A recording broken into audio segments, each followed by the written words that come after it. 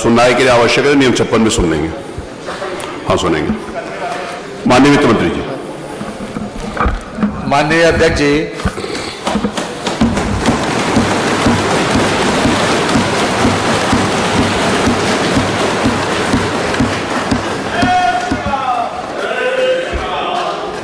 जी, मैं आपकी अनुमति से वित्तीय वर्ष 2023-24 का बजट प्रस्तुत करता हूं। माननीय योगी जी का बजट बना है यूपी की खुशहाली का, यह अद्भुत रंगीन करेगा आने वाली होली को।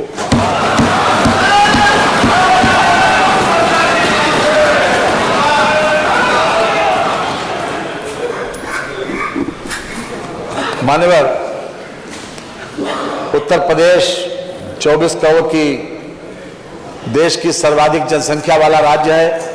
हमारा प्रदेश न केवल भारत का सबसे बड़ा उपभोक्ता एवं श्रम बाजार है, अपितु गंगा के उपजाऊ मैदानों के किनारे प्रदेश में प्रचुर प्राकृतिक संसाधन विद्यमान है। देश की जीडीपी में प्रदेश का योगदान 8% से अधिक का है। मुझे ये बताते हुए हर्ष है कि वर्ष 2021-22 में प्रदेश के सकल राज्य घरेलू उत्पाद में 16.8% की वृद्धि दर्ज की गई, जो देश की विकास दर से अधिक रही। वित्तीय वर्ष 2023-24 के लिए जीएसडीपी में वृद्धि की दर 19% अनुमानित की गई है। यह भी अपने आप में एक बहुत बड़ी उपलब्धि है। वैश्विक मंदी के दौर में प्रदेश की अर्थव्यवस्था की विकास दर उत्साहजनक है। वर्ष 2017 से पूर्व प्रदेश की बेरोजगारी दर 14.4% थी, आज ये घटकर लगभग 4.2% हो गई है। ये प्रदेश की एक महत्वपूर्ण उपलब्धि है। माननीय प्रदेश की राजधानी लखनऊ में दिनांक 10 से 12 फरवरी 2023 के मध्य यूपी ग्लोबल इन्वेस्टर्स समिट का भव्य एवं अत्यंत सफल आयोजन किया गया। इस समिट के आयोजन के पूर्व प्रदेश सरकार के मंत्रियों एवं अधिकारियों के प्रतिनिधिमंडल 16 देशों के 21 शहरों में भेजे गए, जहां उनके द्वारा व्यापारिक समुदाय को प्रदेश में निवेश की संभावनाओं के संबंध में अवगत कराया गया और इसी थीम पर रोड शो आयोजित किए गए।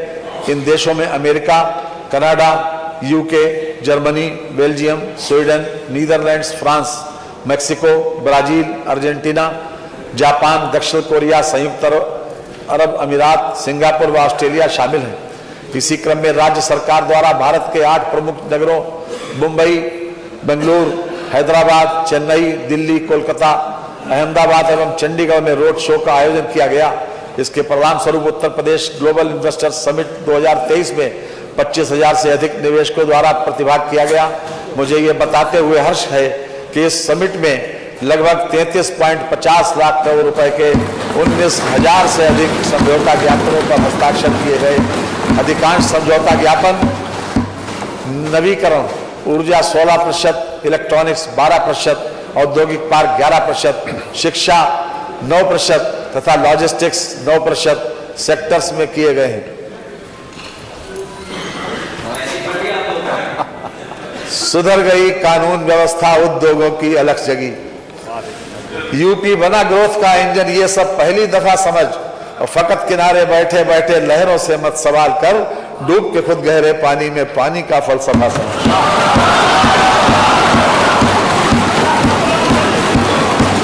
माननीय, ये हमारे लिए अत्यंत गौरव का विषय है कि दिनांक 1 दिसंबर 2022 से 30 नवंबर 2023 के मध्य विश्व के सबसे शक्तिशाली 20 देशों के समूह G20 के सम्मेलन की मेजबानी का गौरव भारत सरकार को प्राप्त हुआ है।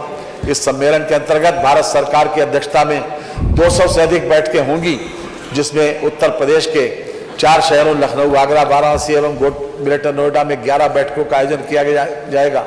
G20 सम्मेलन की बैठकों की मेजबानी उत्तर प्रदेश के लिए बुनियादी ढांचे, सांस्कृतिक विरासत तथा विकास के स्तर और संभावनाओं को दुनिया के सम्मुख प्रदर्शित करने का एक बृहद एवं व्यापक अवसर होगा। वित्त मंत्री जी, ये जो ऊपर कंट्रोल रूम वाले हैं, जैसे जैसे माननीय वित्त मंत्री जी पढ़ेंगे वही लाइन ऊपर चली जाए, क्योंकि पहले सामने आ रहे फिर बाद में आप पढ़ रहे हैं, तो जो लाइन पढ़ेंगे वही सिर्फ ऊपर जाएगी। उस बात का ऊपर से ध्यान देंगे।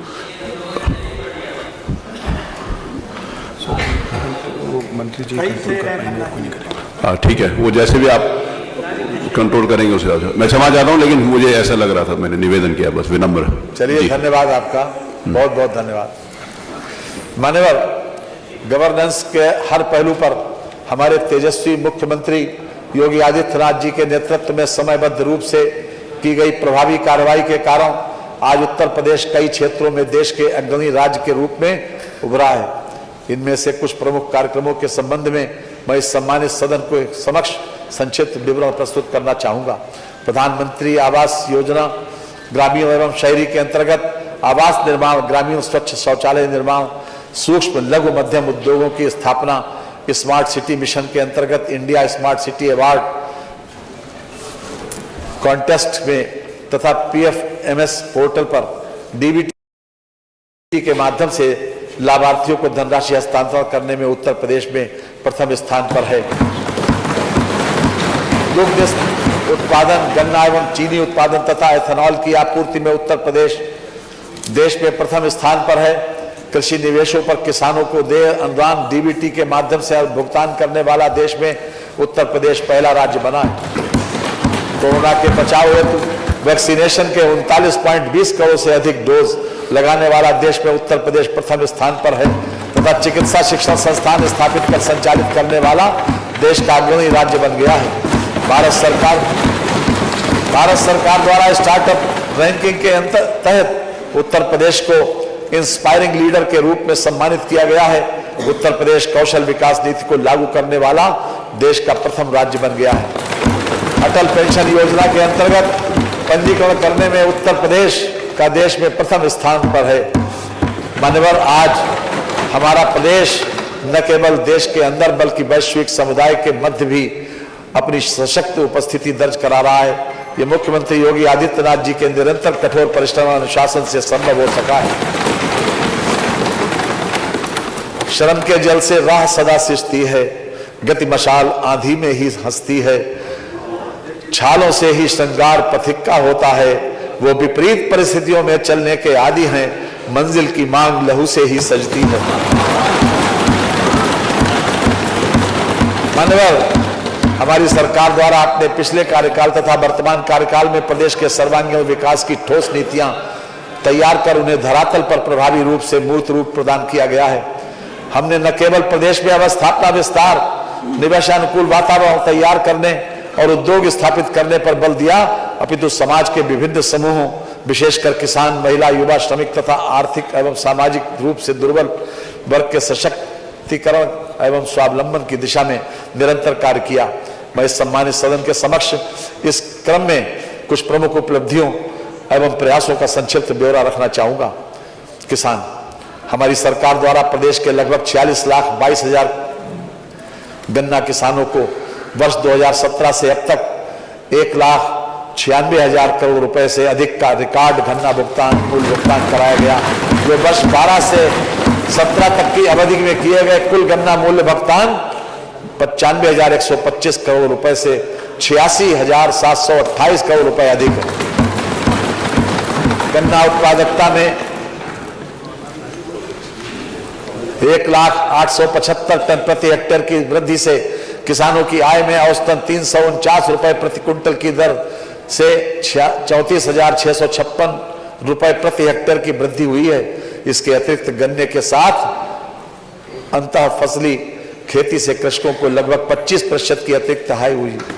रबी विपणन वर्ष 2022-23 में 2,015 रुपए प्रति कुंटल गेहूं का न्यूनतम समर्थन मूल्य निर्धारित था।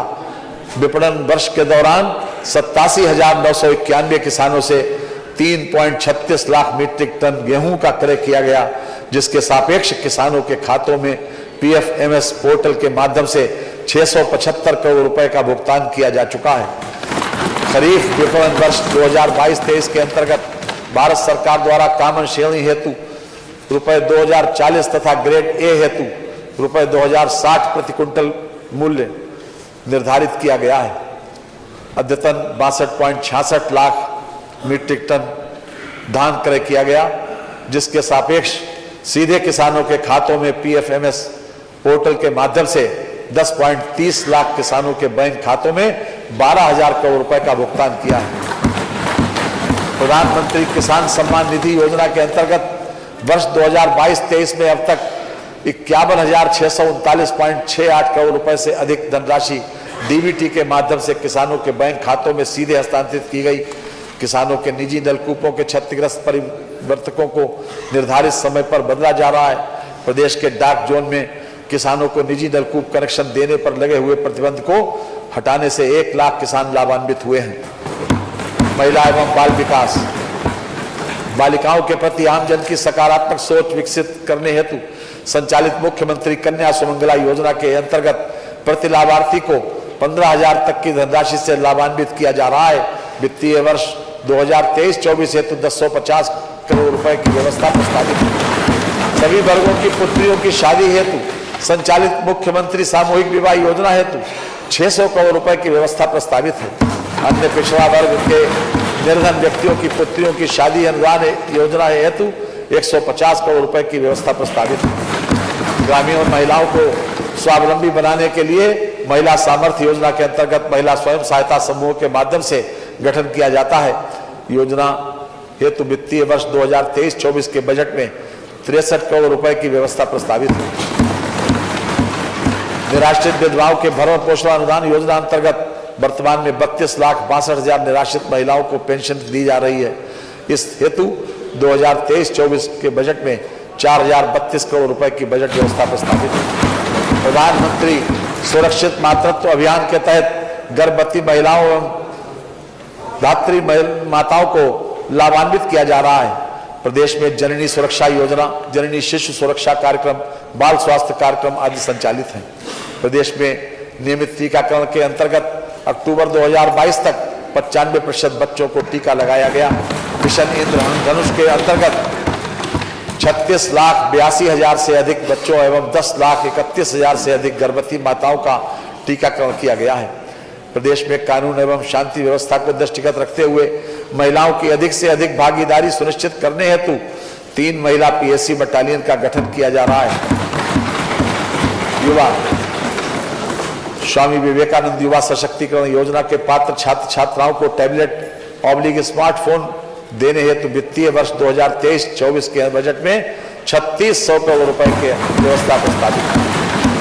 उत्तर प्रदेश स्टार्टअप नीति 2020 के अंतर्गत कृषि, चिकित्सा एवं स्वास्थ्य, ऊर्जा, खादी, शिक्षा, पर्यटन, परिवहन आदि क्षेत्रों में स्टार्टअप को बढ़ावा दिया जा रहा है।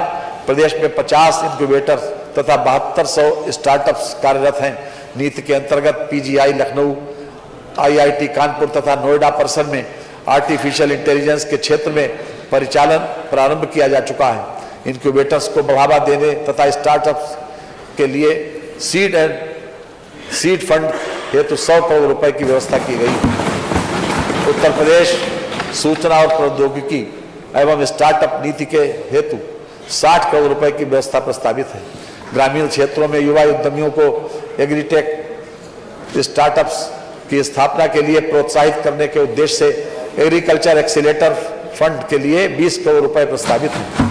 प्रदेश के राजकीय माध्यमिक विद्यालयों में अध्ययनरत छात्रों को रोजगारोन्मुखी व्यावसायिक कोर्सेज स्किल्स में प्रशिक्षण देने की योजना के तहत कौशल विकास मिशन के माध्यम से 6 वर्षों में 12 लाख से अधिक युवाओं को प्रशिक्षित किया गया तथा 4,88,000 युवाओं को प्रतिष्ठित कंपनियों में सेवा योजित कराया गया। युवा अधिवक्ताओं को कार्य के शुरुआती 3 वर्षों के लिए किताब एवं पत्रिका क्रय करने हेतु आर्थिक सहायता प्रदान किए जाने के लिए 10 करोड़ रुपए तथा युवा अधिवक्ताओं के लिए कार्पस फंड हेतु 5 करोड़ रुपए की व्यवस्था प्रस्तावित। रोजगार मनरेगा योजना के तहत अंतर्गत वित्तीय वर्ष 2022-23 में अब तक प्रदेश में 26,29,000 मानव दिवस सृजित कर प्रदेश द्वारा देश में प्रथम स्थान प्राप्त किया गया है। राष्ट्रीय ग्रामीण आजीविका मिशन के अंतर्गत वित्तीय वर्ष 22-23 में अब तक लगभग 1,07,000 स्वयं सहायता समूहों का गठन किया गया है एवं 81,283 स्वयं सहायता समूह को रिवॉल्विंग फंड प्रदान करते हुए 3,497 स्वयं सहायता समूहों को सामुदायिक निवेश निधि उपलब्ध कराई गई है। प्रदेश सरकार द्वारा अधिकाधिक उद्यमों की स्थापना हेतु अनुकूल वातावरण का सृजन किया गया है MSME अधिनियम 2020 के माध्यम से इकाइयों को 1000 दिवस तक किसी भी विभाग में से निरीक्षण से छूट प्रदान की गई है। इसी प्रकार के निवेश मित्र के माध्यम से उद्यमियों को उद्यम स्थापना के क्रम में वांछित अनापत्ति लाइसेंस अनुमति आदि को प्राप्त करने की प्रक्रिया पूर्णतः लाइन करने की व्यवस्था की गई है, जिसमें उद्यमी समयबद्ध रूप से स्वीकृतियां आदि प्राप्त कर रहा है। सरकार के इन प्रयासों से वित्तीय वर्ष 2022-23 में 24 नवंबर 2023 तक 3,95,000 से अधिक उद्यम पंजीकृत हुए, जिसमें 25,64,000 से अधिक रोजगार का सृजन हुआ। एक जनपद एक उत्पाद वित्त पोषण योजना अंतर्गत 1,35,000 से अधिक व्यक्तियों को रोजगार प्राप्त हुआ। एक जनपद एक उत्पाद प्रशिक्षण एवं टूल किट वितरण के अंतर्गत अब तक 83,473 से अधिक हस्तशिल्पियों पारंपरिक कारीगरों को प्रशिक्षण एवं टूल किट वितरण किया गया। विश्वकर्मा श्रम सम्मान योजना के अंतर्गत 1,73,000 से अधिक लाभार्थियों को लाभान्वित किया गया। मुख्यमंत्री युवा स्वरोजगार योजना अंतर्गत 17,147 लाभार्थी लाभान्वित हो चुके हैं तथा रोजगार के 1,37,000 से अधिक अवसरों का सृजन हुआ है। उत्तर प्रदेश कौशल विकास मिशन द्वारा विगत 6 वर्षों में 12,50,000 से अधिक युवाओं को विभिन्न प्रकार के अल्पकालिक प्रशिक्षण कार्यक्रमों में पंजीकृत किया गया है। प्रमाणीकृत हुए युवाओं में से 4.88 लाख को विभिन्न प्रतिष्ठित कंपनियों में सेवा आयोजित कराया गया है। प्रधानमंत्री रोजगार सृजन कार्यक्रम के अंतर्गत अब तक 17,559 इकाइयां स्थापित करते हुए 1,96,000 से अधिक लोगों को रोजगार के अवसर उपलब्ध कराए गए हैं। मुख्यमंत्री ग्रामोद्योग रोजगार योजना के अंतर्गत अब तक 4,837 इकाइयां स्थापित करते हुए 88,808 लोगों को रोजगार के अवसर उपलब्ध कराए गए हैं। वित्तीय वर्ष 2023-24 में वस्त्रोद्योग के क्षेत्र में 40,000 रोजगार सृजन का लक्ष्य है। अप्रेंटिसशिप के माध्यम से युवाओं को उद्योगों में भत्ते के साथ प्रशिक्षण प्रदान किए जाने के क्रम में मुख्यमंत्री शिक्षुता प्रोत्साहन योजना के अंतर्गत 31,000 युवाओं को प्रशिक्षण करने का लक्ष्य रखा गया है। नई उत्तर प्रदेश पर्यटन नीति 2022 के अंतर्गत अगले 5 वर्षों में 10 लाख करोड़ रुपए का निवेश एवं 20,000 रोजगार सृजन का लक्ष्य निर्धारित किया गया है। पुलिस विभाग के विभिन्न पदों पर 1,53,728 अभ्यर्थियों को चयनित किया जा चुका है। माध्यमिक शिक्षा विभाग में प्रदेश सरकार द्वारा अब तक राजकीय विद्यालयों में 6314 सहायक अध्यापक, 1890 प्रवक्ता एवं 80 प्रधानाचार्यों का चयन किया गया है। सहायता प्राप्त विद्यालयों में 25,249 सहायक अध्यापक, 5,226 प्रवक्ता एवं 849 प्रधानाचार्यों को पारदर्शी प्रक्रिया अपनाते हुए चयन कर नियुक्त किया गया। सामाजिक सुरक्षा वृद्धावस्था किसान पेंशन योजना हेतु वित्तीय वर्ष 2023-24 के बजट में 7,248 करोड़ रुपए का बजट प्रावधान प्रस्तावित है। दिव्यांग पेंशन योजना के अंतर्गत लगभग दिव्यांग भरण पोषण अनुदान हेतु 1120 करोड़ रुपए की व्यवस्था प्रस्तावित है। कुष्ठावस्था पेंशन योजना हेतु 42 करोड़ रुपए की व्यवस्था प्रस्तावित है।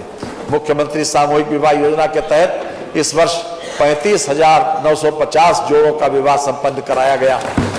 प्रधानमंत्री स्वनिधि योजना के अंतर्गत देश में सर्वाधिक 10.33 लाख से अधिक पथ विक्रेताओं को 1190 करोड़ 49 लाख रुपए का ऋण वितरित कराते हुए उत्तर प्रदेश ऋण वितरण में देश में प्रथम स्थान पर रहा है। राष्ट्रीय खाद्य सुरक्षा अधिनियम के तहत प्रधानमंत्री गरीब कल्याण अन्न योजना के फेज 3, 4 एवं फेज 5 में 81.25 लाख मीट्रिक टन खाद्यान्न निःशुल्क वितरित किया गया। श्रमिक कल्याण प्रदेश में अब तक 1.53 करोड़ से अधिक निर्माण श्रमिकों तथा 3,14,611 निर्माण स्थलों का पंजीकरण कराया जा चुका है। कामगार मृत्यु एवं दिव्यांगता सहायता योजना के तहत कार्यस्थल पर श्रमिक की मृत्यु की दशा में 5 लाख रुपए, स्थायी दिव्यांगता पर 4 लाख रुपए एवं आंशिक दिव्यांगता पर 3 लाख रुपए की सहायता प्रदान किए जाने का प्रावधान है।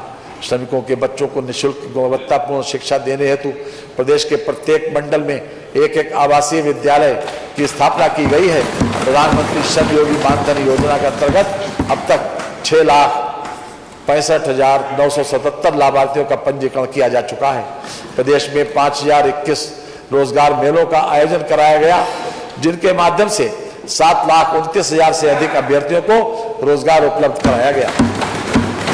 प्रदेश के सर्वाधिक बाल श्रम से प्रभावित जिलों के हॉट स्पॉट को चिन्हित करते हुए 490 ग्राम पंचायतों ऑब्लिक शहरी वार्डों को बाल श्रम मुक्त घोषित कर नया सवेरा योजना का संचालन किया गया, जिनमें 30,287 बच्चों को शिक्षा की मुख्य धारा से जोड़ा गया। असंगठित क्षेत्र के कर्मकारों हेतु संचालित मुख्यमंत्री जन आरोग्य योजना हेतु 100 करोड़ रुपए की व्यवस्था प्रस्तावित है। असंगठित क्षेत्र के कर्मकारों हेतु संचालित मुख्यमंत्री दुर्घटना बीमा योजना के लिए 12 करोड़ रुपए की व्यवस्था प्रस्तावित है। बाल श्रमिक विद्या योजना के तहत 2,000 बच्चों को योजना से आच्छादित कर लाभ दिया जा रहा है। अवस्थापना प्रधानमंत्री आवास योजना शहरी के तहत मार्च 2017 से अद्यतन 17.62 लाख आवासों की स्वीकृति प्रदान की गई है। पूर्वांचल एक्सप्रेस वे पर यातायात संचालित है। एक्सप्रेस वे के पास आसपास औद्योगिक क्लस्टर स्थापित करने की कार्रवाई प्रक्रियाधीन है।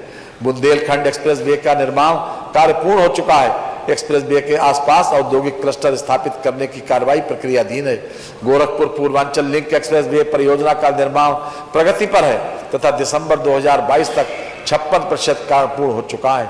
मेरठ से प्रयागराज तक लगभग 594 किलोमीटर लंबे लगभग 36,230 करोड़ रुपए से लागत से बन रहे गंगा एक्सप्रेस वे के निर्माण का कार्य प्रगति पर है। वित्तीय वर्ष 2023-24 के बजट में झांसी लिंक एक्सप्रेस वे तथा चित्रकूट लिंक एक्सप्रेस वे की कई परियोजनाओं के प्रारंभिक चरण हेतु 235 करोड़ रुपए की व्यवस्था प्रस्तावित है। बुंदेलखंड एक्सप्रेस वे के साथ डिफेंस कॉरिडोर परियोजना के लिए 550 करोड़ रुपए की व्यवस्था प्रस्तावित है। गोरखपुर लिंक एक्सप्रेस वे के दोनों तरफ गोरखपुर में औद्योगिक गलियारा विकसित किए जाने हेतु 200 करोड़ रुपए की व्यवस्था प्रस्तावित है। यमुना एक्सप्रेस वे औद्योगिक विकास प्राधिकरण द्वारा 1,000 एकड़ भूमि पर अंतर्राष्ट्रीय फिल्म सिटी की स्थापना की जा रही है। फिल्म सिटी से लगभग 10,000 करोड़ रुपए से अधिक के निवेश की संभावना के साथ साथ रोजगार एवं वाणिज्यिक गतिविधियों में वृद्धि होगी। वर्तमान सरकार के अब तक के कार्यकाल में लगभग 21,696 किलोमीटर लंबाई में ग्रामीण मार्गों का निर्माण किया जा चुका है तथा लगभग 18,407 किलोमीटर लंबाई में मार्गों का चौड़ीकरण सुदृढ़ीकरण किया जा चुका है। 188 दीर्घ सेतु पहुंच मार्ग सहित पूर्ण किए जा चुके हैं तथा 74 रेल उपरिगामी सेतुओं का निर्माण कार्य पूर्ण कर आवागमन हेतु चालू किए जा चुके हैं। प्रदेश में पर्यटन को बढ़ावा देने एवं जन सामान्य को यातायात की सुविधा देने के उद्देश्य से अंतरराज्यीय मार्गों का विकास, जिसके क्रम में 1024 किलोमीटर लंबाई की 87 सड़कों में 75 सड़कों का निर्माण पूर्ण हो चुका है। वित्तीय वर्ष 2022-23 में प्रदेश के 60,397 किलोमीटर लंबाई की सड़कों को गड्ढा मुक्त तथा 14,144 किलोमीटर लंबाई के मार्गों को नवीनीकृत किया गया। कानून व्यवस्था जन सामान्य को सुरक्षा प्रदान करने एवं कानून व्यवस्था के क्षेत्र में आने वाली चुनौतियों का सामना करने हेतु पुलिस व्यवस्था को और अधिक सक्षम और सुदृढ़ करना हमारी सरकार की सर्वोच्च प्राथमिकता है। महिलाओं एवं समाज के कमजोर वर्गों के विरुद्ध अपराधों को नियंत्रित करने हेतु प्रभावी कार्रवाई करके इनके लिए निरापद वातावरण उपलब्ध कराने के प्रति सरकार निरंतर प्रयासरत है।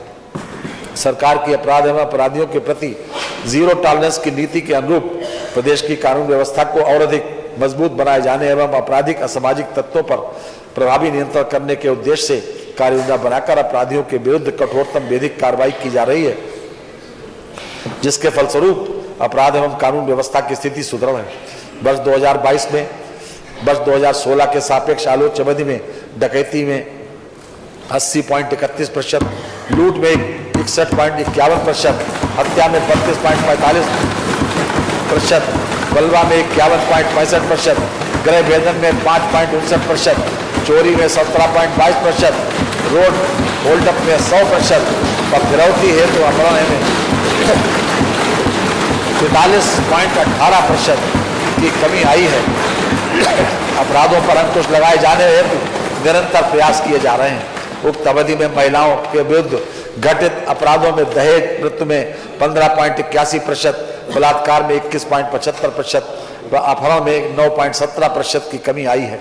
महिलाओं के विरुद्ध घटित होने वाले अपराधों पर पुलिस हेतु नियंत्रण हेतु निरंतर प्रयास किए जा रहे हैं। प्रदेश में एंटी भू माफिया पोर्टल पर अवैध कब्जे से संबंधित 3,41,236 शिकायतें प्राप्त हुई हैं, जिसमें से 3,39,552 शिकायतें निस्तारित की गई। अभियान के अंतर्गत 70,000 हेक्टेयर से अधिक क्षेत्रफल और अवैध अतिक्रमण से अवमुक्त कराया गया है। 23,920 राजस्व वाद, 923 सिविल वाद एवं 4504 FIR दर्ज कराई गई हैं। 847 अतिक्रमणकर्ताओं को भू माफिया के रूप में चिन्हित किया गया। वर्तमान में 196 भू माफिया जेल में निरुद्ध हैं। साइबर क्राइम की रोकथाम हेतु प्रदेश के प्रत्येक परिक्षेत्र में साइबर क्राइम पुलिस थाना की स्थापना की गई है। प्रदेश के समस्त थानों में 1531 साइबर हेल्प डेस्क की स्थापना की गई है। परिक्षेत्रीय मुख्यालयों पर बेसिक साइबर फोरेंसिक लैब एवं पुलिस मुख्यालय पर advanced digital cyber forensic lab की स्थापना कराई जा रही है। कर्तव्य पालन के दौरान शहीद मृत पुलिस कर्मियों एवं उत्तर प्रदेश राज्य के मूल निवासी केंद्रीय अर्ध सैनिक बलों, अन्य प्रदेशों के अर्ध सैन्य बलों अथवा भारतीय सेना में कार्यरत रहते हुए 73 शहीद मृत कर्मियों के आश्रितों को 17,96,00,000 रुपए की आर्थिक सहायता प्रदान की गई। पुलिस विभाग के अधिकारियों एवं कर्मचारियों के लिए आवासीय सुविधा उपलब्ध कराए जाने हेतु वित्तीय वर्ष 2023-24 में 1,000 करोड़ रुपए की बजट व्यवस्था प्रस्तावित है। नवसृजित पुलिस कमिश्नरेट के कार्यालय एवं अनावासीय भवनों आदि की व्यवस्था हेतु 850 करोड़ रुपए की व्यवस्था प्रस्तावित है।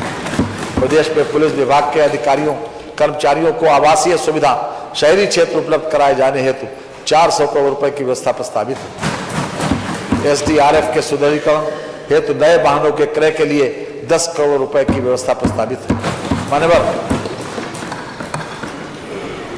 कोविड-19 वैश्विक महामारी के सामने विश्व के ताकतवर समझे जाने वाले देश असहाय हो गए थे। उस विषम परिस्थिति में माननीय प्रधानमंत्री जी के कुशल नेतृत्व में हमारे कर्मठ मुख्यमंत्री योगी आदित्यनाथ जी ने प्रदेश की जनता के सहयोग से प्रदेश को उस कठिन कालखंड से बाहर निकाला। कोविड कालखंड में जिन चुनौतियों का सामना करना पड़ा, उन्हें ध्यान में रखते हुए अत्यंत त्वरित गति से प्रदेश में स्वास्थ्य अवसंरचना का विस्तार किया गया और प्रवासी श्रमिकों के पुनर्वास की अद्भुत मिसाल प्रस्तुत की। मैं यहाँ कुछ पंक्तियां प्रस्तुत करना चाहता हूँ। मंजिलें लाख कठिनाई गुजर जाऊंगा, हौसले हार के बैठूंगा तो मर जाऊंगा। लाख रोके ये अंधेरे मेरा रास्ता, लेकिन मैं जिधर जाऊंगा रोशनी ले जाऊंगा।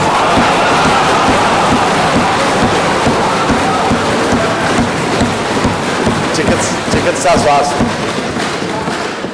राष्ट्रीय ग्रामीण स्वास्थ्य मिशन के अंतर्गत विभिन्न कार्यक्रमों के संचालन हेतु 12,631 करोड़ रुपए की व्यवस्था प्रस्तावित है। प्रधानमंत्री आत्मनिर्भर स्वस्थ भारत योजना हेतु 1,655 करोड़ रुपए की व्यवस्था प्रस्तावित है। प्रधानमंत्री Ayushman Bharat health infrastructure mission योजना के अंतर्गत प्रदेश में ग्रामीण एवं शहरी क्षेत्र में health wellness centre, critical care unit, जनपदों में इंटीग्रेटेड पब्लिक हेल्थ लैब की स्थापना, national centre for disease control का सुदृढ़ीकरण, हेल्थ इंफ्रास्ट्रक्चर इंफॉर्मेशन के विस्तार के लिए पोर्टल की स्थापना तथा इमरजेंसी ऑपरेशन सेंटर एवं मोबाइल यूनिट हॉस्पिटल की स्थापना आदि कार्यों हेतु 1547 करोड़ रुपए की व्यवस्था प्रस्तावित। आयुष्मान भारत प्रधानमंत्री जन आरोग्य योजना का संचालन संपूर्ण प्रदेश में दिनांक 23 सितंबर 2018 से किया जा रहा है। योजना के अंतर्गत 2.34 करोड़ से अधिक लाभार्थी पंजीकृत हो चुके हैं। लाभार्थी परिवारों को प्रतिवर्ष 5 लाख रुपए तक की निःशुल्क चिकित्सा सुविधा सूचीबद्ध राजकीय एवं निजी चिकित्सालयों के माध्यम से प्रदान की जा रही है। योजना हेतु 400 करोड़ रुपए की व्यवस्था प्रस्तावित है। भारत सरकार द्वारा उप स्वास्थ्य केंद्रों एवं प्राथमिक स्वास्थ्य केंद्रों को क्रमबद्ध तरीके से क्रियाशील हेल्थ एंड वेलनेस सेंटर्स में परिवर्तित किया जा रहा है। Conversion of rural sub health centres and PHC to health and wellness centres हेतु 15वें वित्त आयोग की सिफारिश के अनुरूप वित्तीय वर्ष 2023-24 में लगभग 407 करोड़ रुपए का व्यय किया जाएगा।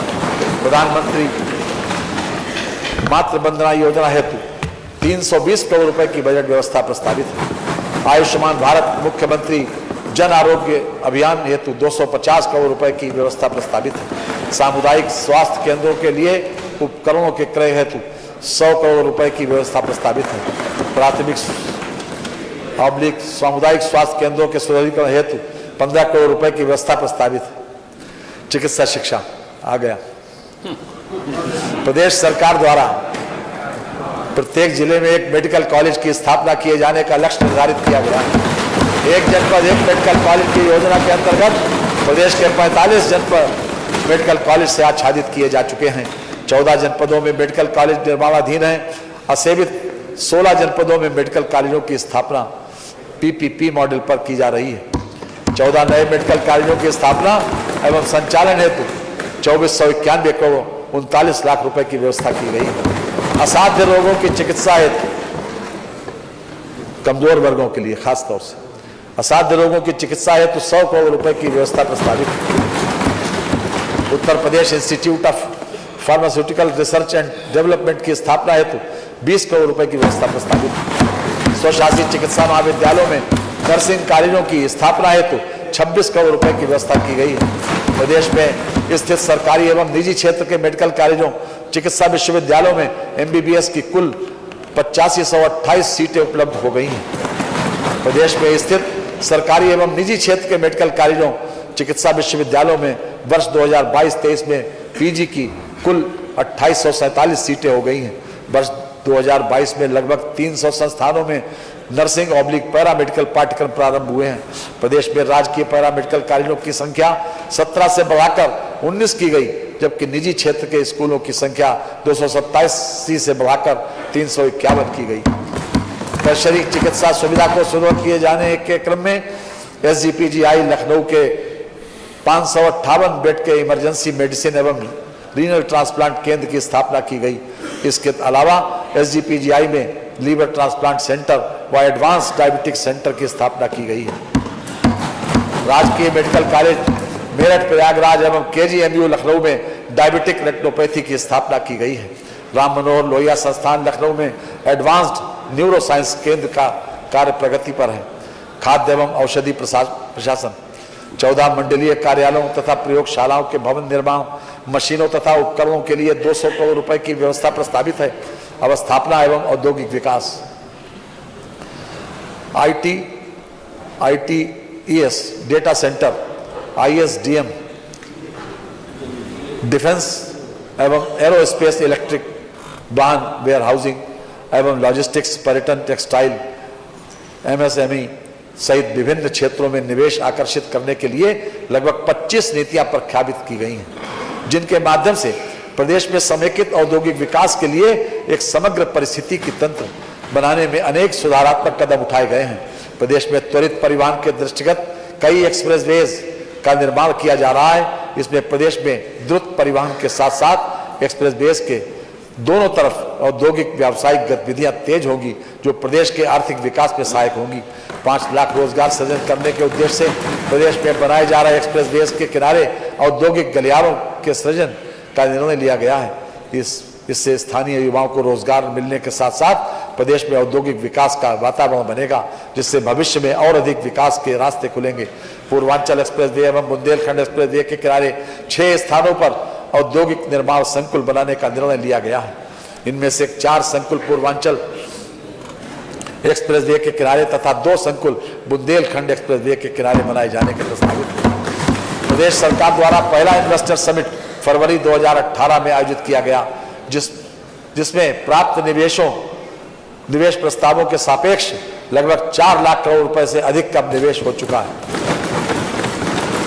भारत में व्यवसाय में सुगमता की रैंकिंग में 12 स्थानों का उल्लेखनीय सुधार करते हुए उत्तर प्रदेश देश के 2य स्थान पर आ गया है। सफलता के पश्चात राज्यों की अचीवर्स श्रेणी में सम्मिलित होना इसका स्पष्ट प्रमाण है। प्रदेश में फार्मा पार्कों की स्थापना एवं विकास हेतु 25 करोड़ रुपए की व्यवस्था प्रस्तावित है। सूक्ष्म लघु मध्यम उद्यम तथा निर्यात प्रोत्साहन प्रदेश के त्वरित आर्थिक विकास व रोजगार तथा स्वरोजगार के अवसरों के सृजन में सूक्ष्म लघु एवं मध्यम उद्यम MSME की महती भूमिका है। सूक्ष्म लघु एवं मध्यम तथा निर्यात प्रोत्साहन विभाग द्वारा प्रदेश में अधिकाधिक MSME इकाइयों की स्थापना कराकर प्रदेश में पूंजी निवेश एवं रोजगार सृजन सुनिश्चित किया गया है।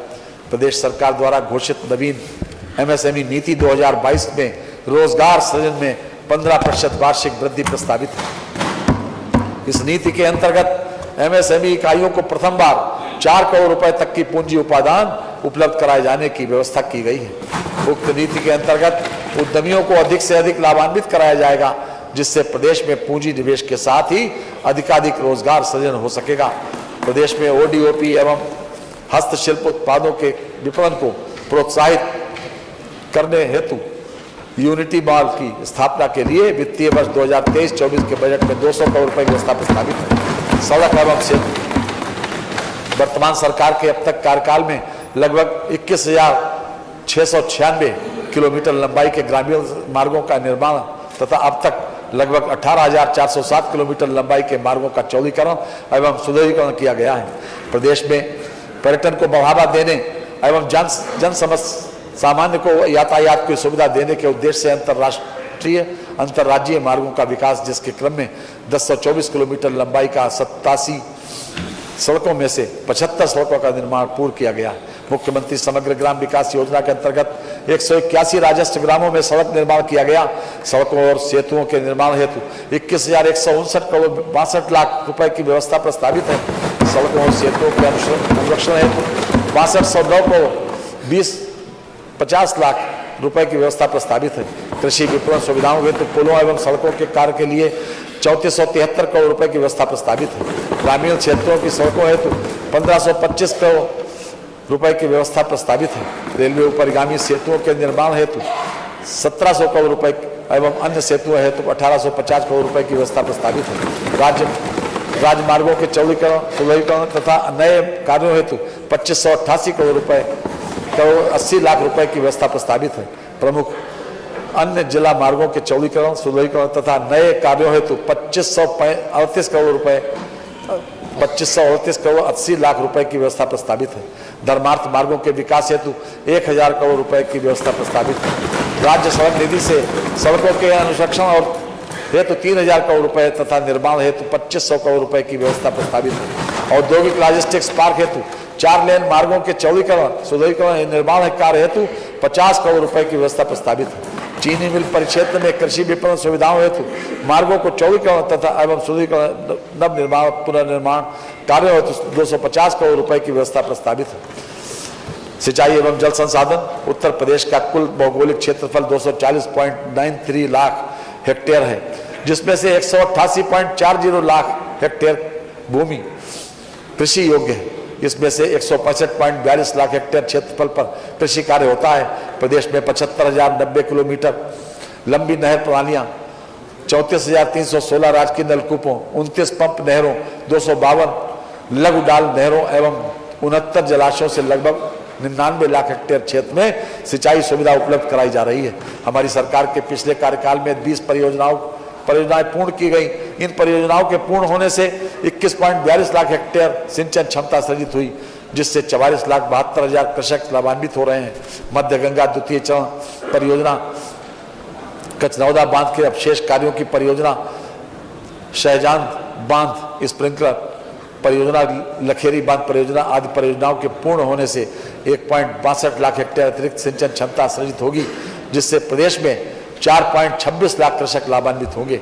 विगत 5 वर्षों में लगभग 7426 किलोमीटर लंबाई की नहर पटरियों को गड्ढा मुक्त नवीनीकरण किया गया है।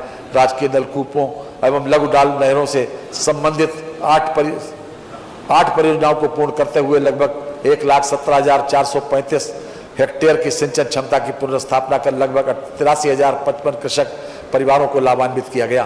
प्रदेश के विभिन्न 62 जनपदों में 2100 नवीन राजकीय नलकूपों का निर्माण परियोजना नाबार्ड पोषित विद इन ब्रैकेट आगामी 2 वर्षों में परियोजना के समस्त कार्यों को पूर्ण करते हुए 1.5 हेक्टेयर सिंचन क्षमता के सृजन का लक्ष्य है, जिससे लगभग 1,03,000 कृषक परिवार लाभान्वित होंगे। प्रदेश के विभिन्न 30 जनपदों के डार्क जोन में स्थित 569 असफल राजकीय नलकूपों का पुनर्निर्माण परियोजना आगामी 2 वर्षों में परियोजना के समस्त कार्यों को पूर्ण करते हुए 56.90 हजार हेक्टेयर सिंचाई क्षमता की पुनर्स्थापना का लक्ष्य है, जिससे लगभग 39,800 कृषक परिवार लाभान्वित होंगे। वित्तीय वर्ष 23-24 में बाढ़ नियंत्रण एवं जल विकास हेतु 2,803 करोड़ रुपए की बजट व्यवस्था प्रस्तावित है। मुख्य सिंचाई परियोजना के लिए 5332 करोड़ 50 लाख रुपए, मध्यम सिंचाई परियोजना के लिए 2220 करोड़ 20 लाख रुपए तथा लघु सिंचाई परियोजनाओं के लिए 3400 करोड़ रुपए की बजट व्यवस्था प्रस्तावित है। नहरों एवं सरकारी नलकूपों से किसानों को मुख्य पानी की सुविधा हेतु 900 करोड़ रुपए की व्यवस्था प्रस्तावित है। नवीन राजकीय नलकूपों के निर्माण की परियोजना नाबार्ड पोषित एवं 502 करोड़ रुपए एवं 569 असफल राजकीय नलकूपों के पुनर्निर्माण के लिए 100 करोड़ रुपए की व्यवस्था प्रस्तावित है। LTIF योजना अंतर्गत वित्तीय वर्ष 2023-24 में मध्य गंगा परियोजना के लिए 375 करोड़ रुपए, सरयू नहर परियोजना के लिए 192 करोड़ रुपए तक व्यवस्था प्रस्तावित है। जल निकास नाबार्ड बोर्ड की परियोजनाओं हेतु वित्तीय वर्ष 2023-24 में 330 करोड़ रुपए की व्यवस्था प्रस्तावित है। नदी में सुधार एवं कटाव निरोधक परियोजनाओं के लिए 1619 करोड़ रुपए की व्यवस्था प्रस्तावित है। नमामि गंगे एवं ग्रामीण जलापूर्ति वर्ष 2022-23 में जल जीवन मिशन के अंतर्गत राज्य सरकार द्वारा 19,500 करोड़ रुपए का बजट प्रावधान किया गया है। वर्ष 2023-24 में जल जीवन मिशन के अंतर्गत 25,350 करोड़ रुपए की बजट व्यवस्था प्रस्तावित है। वर्ष 2023-24 में तक इन योजनाओं के अंतर्गत प्रदेश के समस्त 2.26 करोड़ घरों में क्रियाशील गृह नल संयोजन प्रदान कर शुद्ध एवं सतत पेयजल योजना उपलब्ध कराने का लक्ष्य रखा गया है। राज्य ग्रामीण पेयजल कार्यक्रम के अंतर्गत 188 योजनाओं जिनकी लागत 455.15 करोड़ रुपए है को पूर्ण किए जाने का लक्ष्य निर्धारित है। नागरिक उड्डयन, हमारी सरकार के कार्यकाल में नागरिक उड्डयन के क्षेत्र में अभूतपूर्व कार्य हुआ है। वर्तमान में प्रदेश में 9 एयरपोर्ट क्रियाशील हैं तथा 80 गंतव्य स्थानों के लिए एयर सर्विस उपलब्ध है। प्रदेश में 3 अंतर्राष्ट्रीय एयरपोर्ट क्रियाशील हैं। जेवर तथा अयोध्या में अंतर्राष्ट्रीय एयरपोर्ट निर्माणाधीन है। शीघ्र ही प्रदेश में 5 अंतर्राष्ट्रीय एयरपोर्ट के क्रियाशील हो जाएंगे। जेवर एयरपोर्ट में रनवेज की संख्या 2 से बढ़ाकर 5 किए जाने का निर्णय राज्य सरकार द्वारा लिया गया है। हमारी सरकार के अब तक के कार्यकाल में 4 एयरपोर्ट्स के निर्माण का कार्य पूर्ण किया जा चुका है तथा 6 एयरपोर्ट्स अलीगढ़, आजमगढ़, मुरादाबाद, श्रावस्ती, चित्रकूट तथा सोनभद्र का निर्माण कार्य लगभग पूर्ण हो रहा है। आगे आने वाले वर्षों में प्रदेश में 5 अंतर्राष्ट्रीय तथा 16 घरेलू एयरपोर्ट, इस प्रकार कुल 21 एयरपोर्ट क्रियाशील हो जाएंगे। हमारा ये मानना है कि प्रदेश की जनता को हवाई यात्रा सुलभ में हो। प्रदेश में जिस प्रकार हवाई यात्रा की सुविधा का विस्तार हो रहा है वह कदाचित इन पंक्तियों में सांकेतिक रूप से व्यक्त किया जा सकता है। हमारे पंखों पे कौन विराम लगा सकता है जब हमें नियति से उड़ने का वरदान मिलता है। ऊर्जा, वर्तमान में जिला मुख्यालय पर 24 घंटे, तहसील मुख्यालय पर 20 से 22 घंटे और गांव को 18 से 20 घंटे बिजली दिए जाने का रोस्टर निर्धारित है। 1 अप्रैल 2017 से पूर्व ग्रामीण क्षेत्र में 14.38 घंटे, तहसील क्षेत्र में 16.58 घंटे तथा शहरी क्षेत्र में 21.8 घंटे आपूर्ति के सापेक्ष वर्ष 2022-23 में माह अप्रैल 2022 से अक्टूबर 2022 तक औसतन ग्रामीण क्षेत्र में 17.26 घंटे, तहसील क्षेत्र में 20.52 घंटे तथा शहरी क्षेत्र में 23.26 घंटे आपूर्ति की गई। वर्ष 2017-18 से कुल 1,21,324 मजरे विद्युतीकृत किए जा चुके हैं। प्रधानमंत्री सहज बिजली हर घर योजना सौभाग्य के तहत गरीब परिवारों को निःशुल्क और अन्य ग्रामीण परिवारों को 50 रुपए की 10 मासिक किस्तों में बिजली कनेक्शन देने की सुविधा दी गई। इस योजना में 62.18 लाख इच्छुक घरों को विद्युत संयोजन निर्गत किए गए।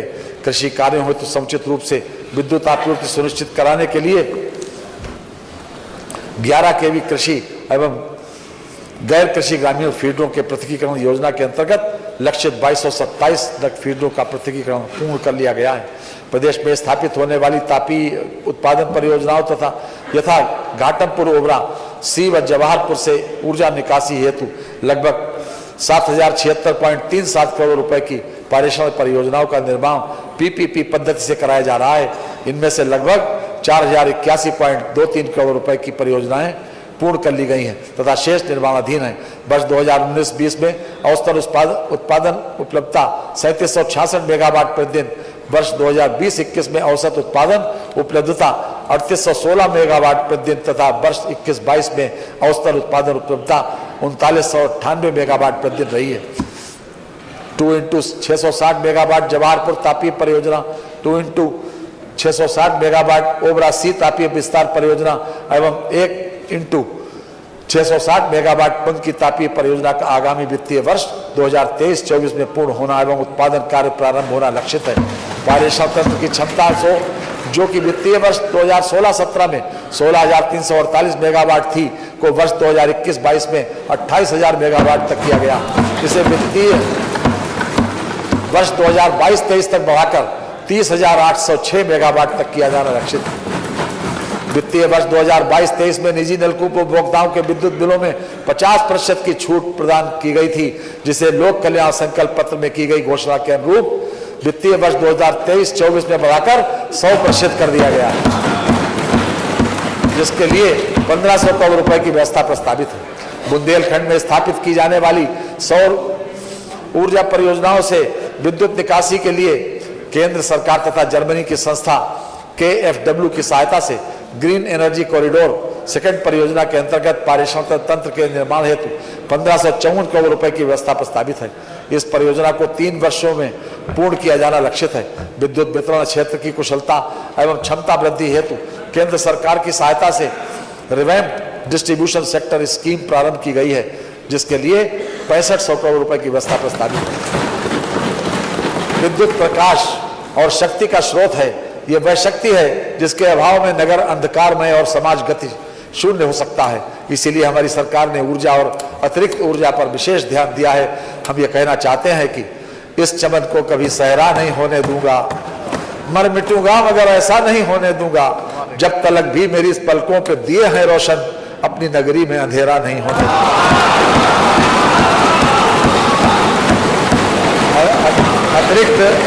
अतिरिक्त ऊर्जा स्रोत उत्तर प्रदेश सौर ऊर्जा नीति 2022 के क्रियान्वयन हेतु 317 करोड़ रुपए की व्यवस्था प्रस्तावित है।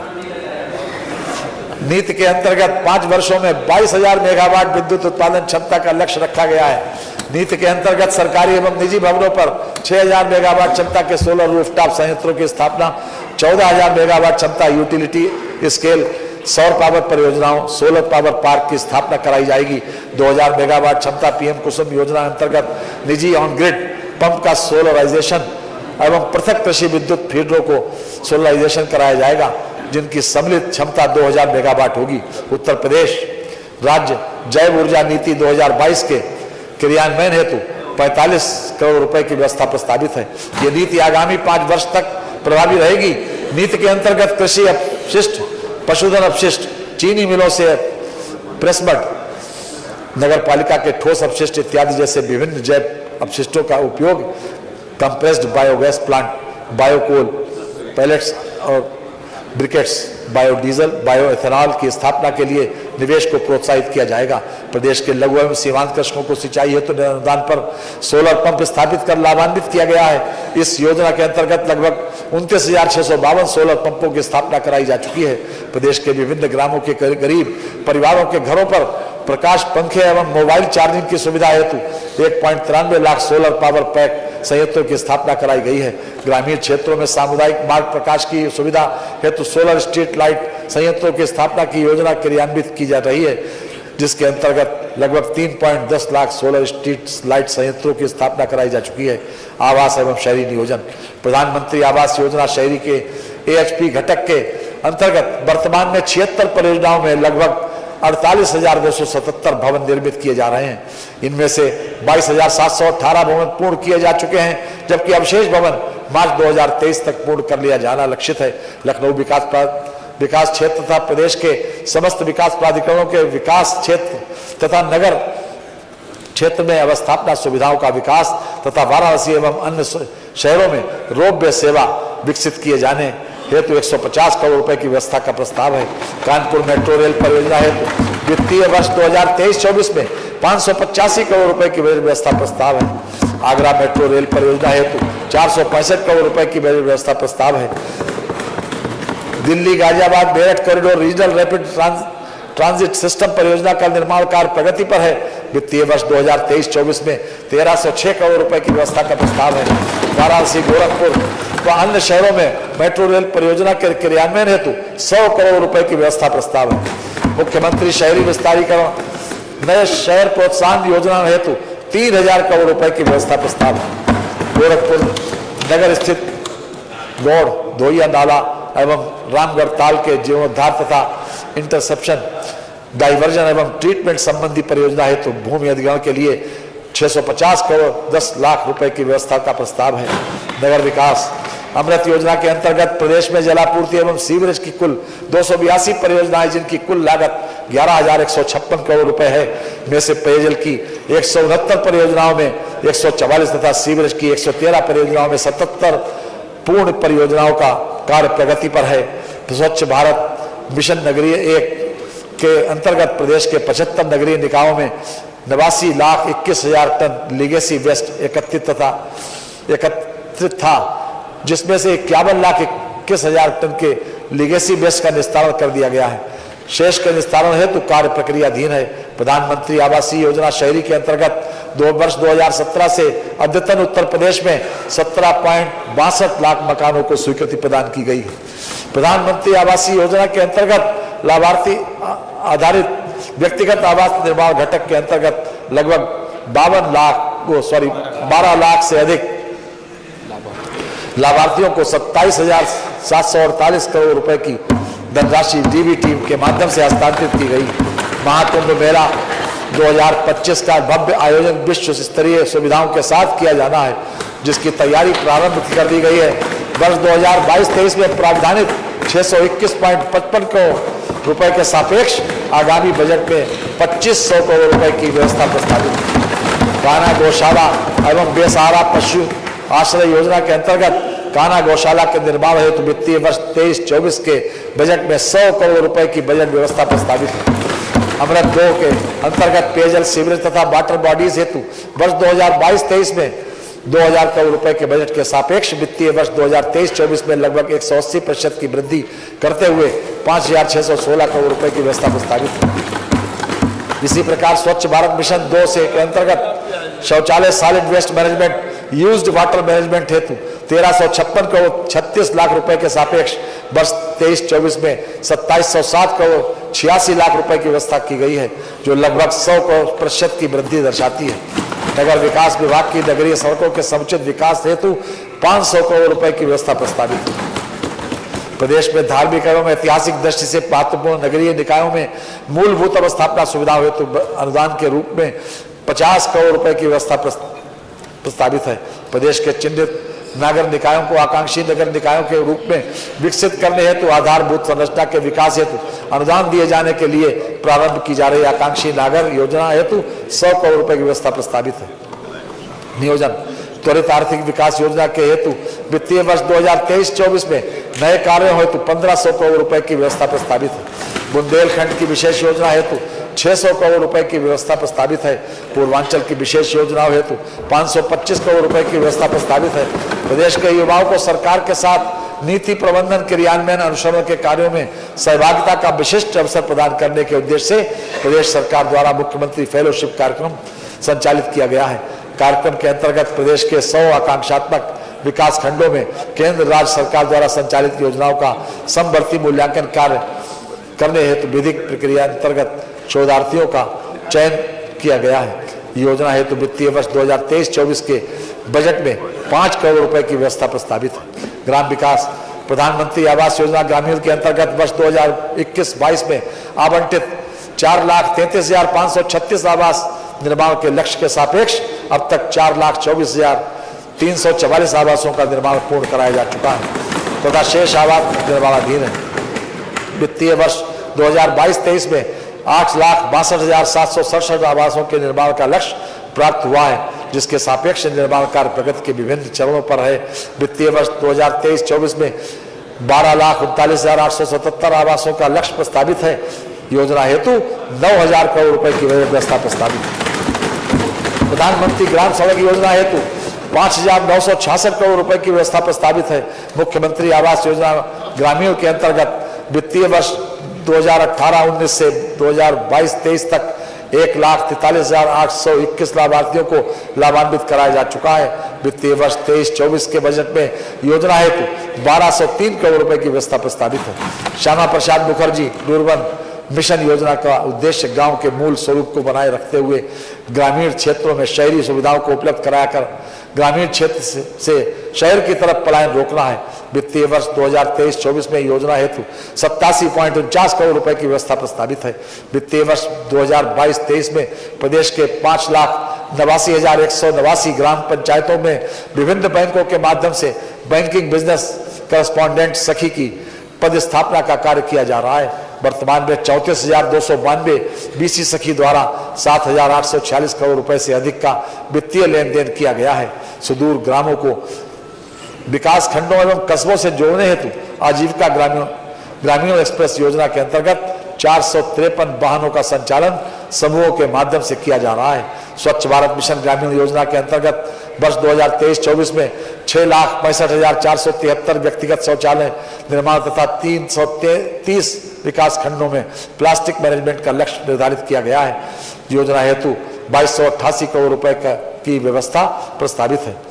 राष्ट्रीय ग्राम स्वराज अभियान योजना के अंतर्गत पंचायतों के क्षमता संवर्धन प्रशिक्षण एवं पंचायतों में संरचनात्मक ढांचे की उपलब्धता हेतु 622 करोड़ रुपए की व्यवस्था प्रस्तावित है। मुख्यमंत्री पंचायत प्रोत्साहन योजना के अंतर्गत 2478 उत्कृष्ट ग्राम पंचायतों को प्रोत्साहित करने हेतु 85 करोड़ रुपए की व्यवस्था प्रस्तावित है।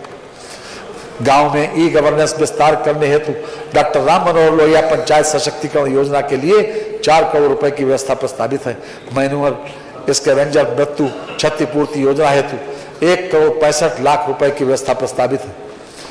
कृषकों को कृषि की समग्र नवीनतम तकनीक से प्रशिक्षित करने हेतु एक नवोन्मेषी कार्यक्रम द मिलियन फार्मर्स स्कूल का आयोजन पूरे प्रदेश में किया जा रहा है। वर्ष 2023-24 में 17,000 किसान पाठशालाओं का आयोजन प्रस्तावित है। प्रधानमंत्री किसान सम्मान निधि योजना के अंतर्गत वित्तीय वर्ष 2022-23 में माह नवंबर 2022 तक 12 किस्तों में 51,639 करोड़ रुपए का भुगतान डीबीटी के माध्यम से कृषकों के बैंक खातों में किया गया। National mission for sustainable agriculture योजना हेतु 631 करोड़ 93 लाख रुपए की व्यवस्था प्रस्तावित है। National mission on natural farming योजना के अंतर्गत वित्तीय वर्ष 2022-23 में प्रदेश के 49 जनपदों में गौ आधारित प्राकृतिक खेती का कार्य प्रारंभ किया गया है, जिसमें गंगा नदी से जुड़े 26 जनपद सम्मिलित हैं।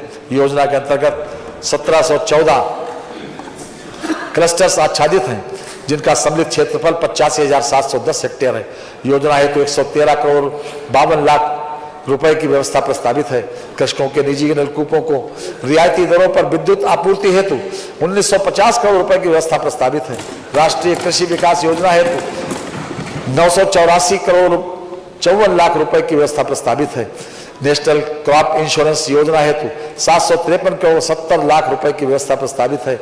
उत्तर प्रदेश मिलेट्स पुनरुद्धार कार्यक्रम के क्रियान्वयन हेतु 55 करोड़ 60 लाख रुपए की व्यवस्था की गई। पंडित दीनदयाल उपाध्याय किसान समृद्धि योजना हेतु 102 करोड़ 81 लाख रुपए की व्यवस्था प्रस्तावित है। आत्मनिर्भर कृषक समन्वित योजना हेतु 100 करोड़ रुपए की व्यवस्था का प्रस्ताव है। दलहन और तिलहन बीज मिनी किट वितरण योजना हेतु 15 करोड़ रुपए की व्यवस्था प्रस्तावित है। कृषकों के डिजिटल डाटाबेस हेतु एग्री स्टैक योजना हेतु 2 करोड़ रुपए की व्यवस्था प्रस्तावित है। गन्ना विकास एवं चीनी उद्योग उत्तर प्रदेश का कृषि आधारित महत्वपूर्ण उद्योग है तथा प्रदेश के लगभग 46 लाख गन्ना आपूर्तिकर्ता किसानों के परिवार की आजीविका का मुख्य आधार है। पेराई सत्र 2021-22 में प्रदेश के 27.60 लाख हेक्टेयर में गन्ने की खेती की गई तथा 120 चीनी मिलों द्वारा 1016 लाख टन गन्ने की पेराई कर 101.98 लाख टन चीनी का उत्पादन किया गया। वर्तमान पेराई सत्र 2022-23 में 117 चीनी मिलों का संचालन हुआ है एवं इस सत्र में प्रदेश का गन्ना क्षेत्रफल 28.53 लाख हेक्टेयर है, जिससे चीनी का उत्पादन 105 लाख टन से अधिक होने का अनुमान है। वर्तमान सरकार द्वारा कृषकों को गन्ना मूल्य भुगतान समय से सुनिश्चित कराने हेतु वर्ष 2017 से एस्क्रो अकाउंट मैकेनिज्म प्रारंभ किया गया है, जिससे गन्ना मूल्य खाता केवल मिल प्रतिनिधि के स्थान पर अब मिल प्रतिनिधि एवं जिला गन्ना अधिकारी तथा ज्येष्ठ गन्ना विकास निरीक्षक के संयुक्त हस्ताक्षर से संचालित किया जा रहा है। चीनी मिलों द्वारा गन्ना मूल्य मद की धनराशि के व्यावर्तन पर पूर्ण अंकुश लगा है। विगत 5 वर्षों में 27,531 हेक्टेयर गन्ना खेती में ड्रिप इरिगेशन संयंत्र की स्थापना हुई है। इससे 50% तक सिंचाई जल की बचत होगी। सिंचाई जल के साथ पोषक तत्वों के प्रयोग से 50% रासायनिक उर्वरकों की बचत होगी। साथ ही ड्रिप इरिगेशन के माध्यम से क्षार युक्त और अल्प वर्षों वाले क्षेत्रों में ये गन्ने की खेती संभव हो सकेगी। कृषि शिक्षा एवं अनुसंधान, कृषकों की आय में अभिवृद्धि हेतु कृषि शिक्षा, शोध एवं अनुसंधान के साथ साथ प्रसार कार्यक्रमों की दिशा में महत्वपूर्ण भूमिका निभाई जा रही है। प्रदेश के 4 कृषि विश्वविद्यालयों में एग्रीटेक स्टार्टअप योजना हेतु 20 करोड़ रुपए की व्यवस्था प्रस्तावित है। महात्मा बुद्ध कृषि एवं प्रौद्योगिक विश्वविद्यालय कुशीनगर की स्थापना हेतु 50 करोड़ रुपए की व्यवस्था प्रस्तावित है। कृषि विश्वविद्यालय कानपुर, अयोध्या, बांदा तथा मेरठ में अवस्थापना कार्यों हेतु लगभग 35 करोड़ रुपए की व्यवस्था प्रस्तावित है। आचार्य नरेंद्र देव कृषि एवं प्रौद्योगिक विश्वविद्यालय अयोध्या के अंतर्गत कृषि महाविद्यालय कैंपस आजमगढ़ में पठन पाठन का कार्य प्रारंभ हो चुका है तथा जनपद गोंडा में कृषि महाविद्यालय कैंपस की स्थापना का निर्माण कार्य प्रगति पर है। दुग्ध विकास, भारत विश्व में सर्वाधिक दुग्ध उत्पादन करने वाला देश है, जिसमें उत्तर प्रदेश सर्वाधिक दुग्ध उत्पादन करता राज्य है। दिन प्रतिदिन बढ़ती हुई जनसंख्या एवं घटती हुई कृषि योग्य भूमि के कारण दुग्ध व्यवसाय की एकमात्र ऐसा व्यवसाय है जो ग्रामीण क्षेत्र के अनुसूचित जाति एवं अन्य पिछड़ा वर्ग के निर्बल भूमिहीन मजदूर बेरोजगार हेतु अतिरिक्त आय का लाभप्रद साधन है। वर्तमान दुग्ध संघों के सुदृढ़ीकरण एवं पुनर्जीवित करने की योजना हेतु 86 करोड़ 95 लाख रुपए की व्यवस्था प्रस्तावित है। नंद बाबा दुग्ध मिशन के क्रियान्वयन हेतु वित्तीय वर्ष 23-24 में 61 करोड़ 21 लाख रुपए की व्यवस्था प्रस्तावित है। जनपद मेरठ व वाराणसी में डेयरी परियोजनाओं हेतु 60 करोड़ रुपए की व्यवस्था प्रस्तावित है। उत्तर प्रदेश दुग्धशाला विकास एवं दुग्ध उत्पाद प्रोत्साहन नीति 2022 के अंतर्गत प्रदेश में स्थापित होने वाले दुग्ध उद्योग की इकाइयों को वित्तीय अनुदान, रियायतें एवं अन्य सुविधाएं प्रदान किए जाने हेतु 25 करोड़ रुपए की व्यवस्था प्रस्तावित है। पशुपालन, प्रदेश के निराश्रित बेसहारा गोवंश की समस्या के निराकरण हेतु प्रदेश के समस्त जनपदों में 187 बृहद गो संरक्षण केंद्र का निर्माण कराया जाना लक्षित है, जिसके सापेक्ष 171 केंद्रों का निर्माण कार्य पूर्ण है। प्रदेश में बुंदेलखंड क्षेत्र में निराश्रित गोवंश की समस्या के निराकरण हेतु बुंदेलखंड के प्रत्येक जनपद में 5-5 गो आश्रय केंद्र स्थापित क्रियाशील हैं। छुट्टा गोवंश के रखरखाव हेतु 750 करोड़ रुपए की व्यवस्था प्रस्तावित है। बृहद गो संरक्षण केंद्रों की स्थापना हेतु 120 करोड़ रुपए की व्यवस्था प्रस्तावित है। पशु रोग नियंत्रण हेतु 116 करोड़ 52 लाख रुपए की व्यवस्था प्रस्तावित है। प्रदेश में भेड़ बाहुल्य जनपदों में भेड़ पालन योजना हेतु 3 करोड़ 44 लाख रुपए की व्यवस्था प्रस्तावित है। मत्स्य, प्रधानमंत्री मत्स्य संपदा योजना के अंतर्गत होलसेल फिश मार्केट के लिए 257 करोड़ 50 लाख रुपए की व्यवस्था प्रस्तावित है। मुख्यमंत्री मत्स्य संपदा योजना के अंतर्गत 10 करोड़ रुपए की व्यवस्था प्रस्तावित है। निषाद राज बोट सब्सिडी योजना के अंतर्गत 5 करोड़ रुपए की व्यवस्था प्रस्तावित है। उद्यान एवं खाद्य प्रसंस्करण, प्रधानमंत्री सूक्ष्म खाद्य उद्योग उन्नयन योजना हेतु 741 करोड़ 98 लाख रुपए की व्यवस्था प्रस्तावित है। राष्ट्रीय औद्योगिक मिशन हेतु 206 करोड़ 27 लाख रुपए की व्यवस्था प्रस्तावित है। उत्तर प्रदेश खाद्य प्रसंस्करण उद्योग नीति 2022 के क्रियान्वयन हेतु 100 करोड़ रुपए की व्यवस्था की गई है। प्रदेश के कृषकों को गुणवत्तापूर्ण टिश्यू कल्चर केला पौध उपलब्ध कराने हेतु ऊतक संवर्धन प्रयोगशाला की स्थापना हेतु 10 करोड़ रुपए की व्यवस्था प्रस्तावित है। सहारनपुर में centre of excellence for Honey की स्थापना के लिए 10 करोड़ रुपए की व्यवस्था प्रस्तावित है। रासायनिक उर्वरकों के अग्रिम भंडारण हेतु 175 करोड़ रुपए की व्यवस्था प्रस्तावित है। जिला सहकारी बैंकों के वित्तीय सुदृढ़ीकरण हेतु 100 करोड़ रुपए की व्यवस्था प्रस्तावित है। वर्ष 2021-22 में 7556.91 करोड़ रुपए का ऋण वितरण किया गया है, जिससे 18.76 लाख कृषकों को लाभान्वित हुए। वर्ष 2022-23 में दिनांक 30/11/2022 तक 6,936.76 करोड़ रुपए का ऋण वितरित कर 15.41 लाख कृषकों को लाभान्वित किया गया है। खादी एवं ग्राम उद्योग, पंडित दीनदयाल ग्राम उद्योग रोजगार योजना के अंतर्गत भारत सरकार के प्रधानमंत्री रोजगार सृजन योजना में लाभान्वित लाभार्थियों को ब्याज उत्पादन की सुविधा 3 वर्षों तक दिए जाने का प्रावधान है। इस योजना हेतु 10 करोड़ रुपए की बजट व्यवस्था प्रस्तावित है। खादी एवं ग्राम उद्योग विकास एवं सतत रोजगार प्रोत्साहन नीति के अंतर्गत वित्तीय वर्ष 2023-24 में 13 करोड़ रुपए की व्यवस्था प्रस्तावित है, जिससे हाथ कागज केंद्र, कालपी जालौन के पुनरुद्धार, दोना पत्तली मिशन मशीन का वितरण, सोलर चरखा का वितरण कार्य किए जाएंगे।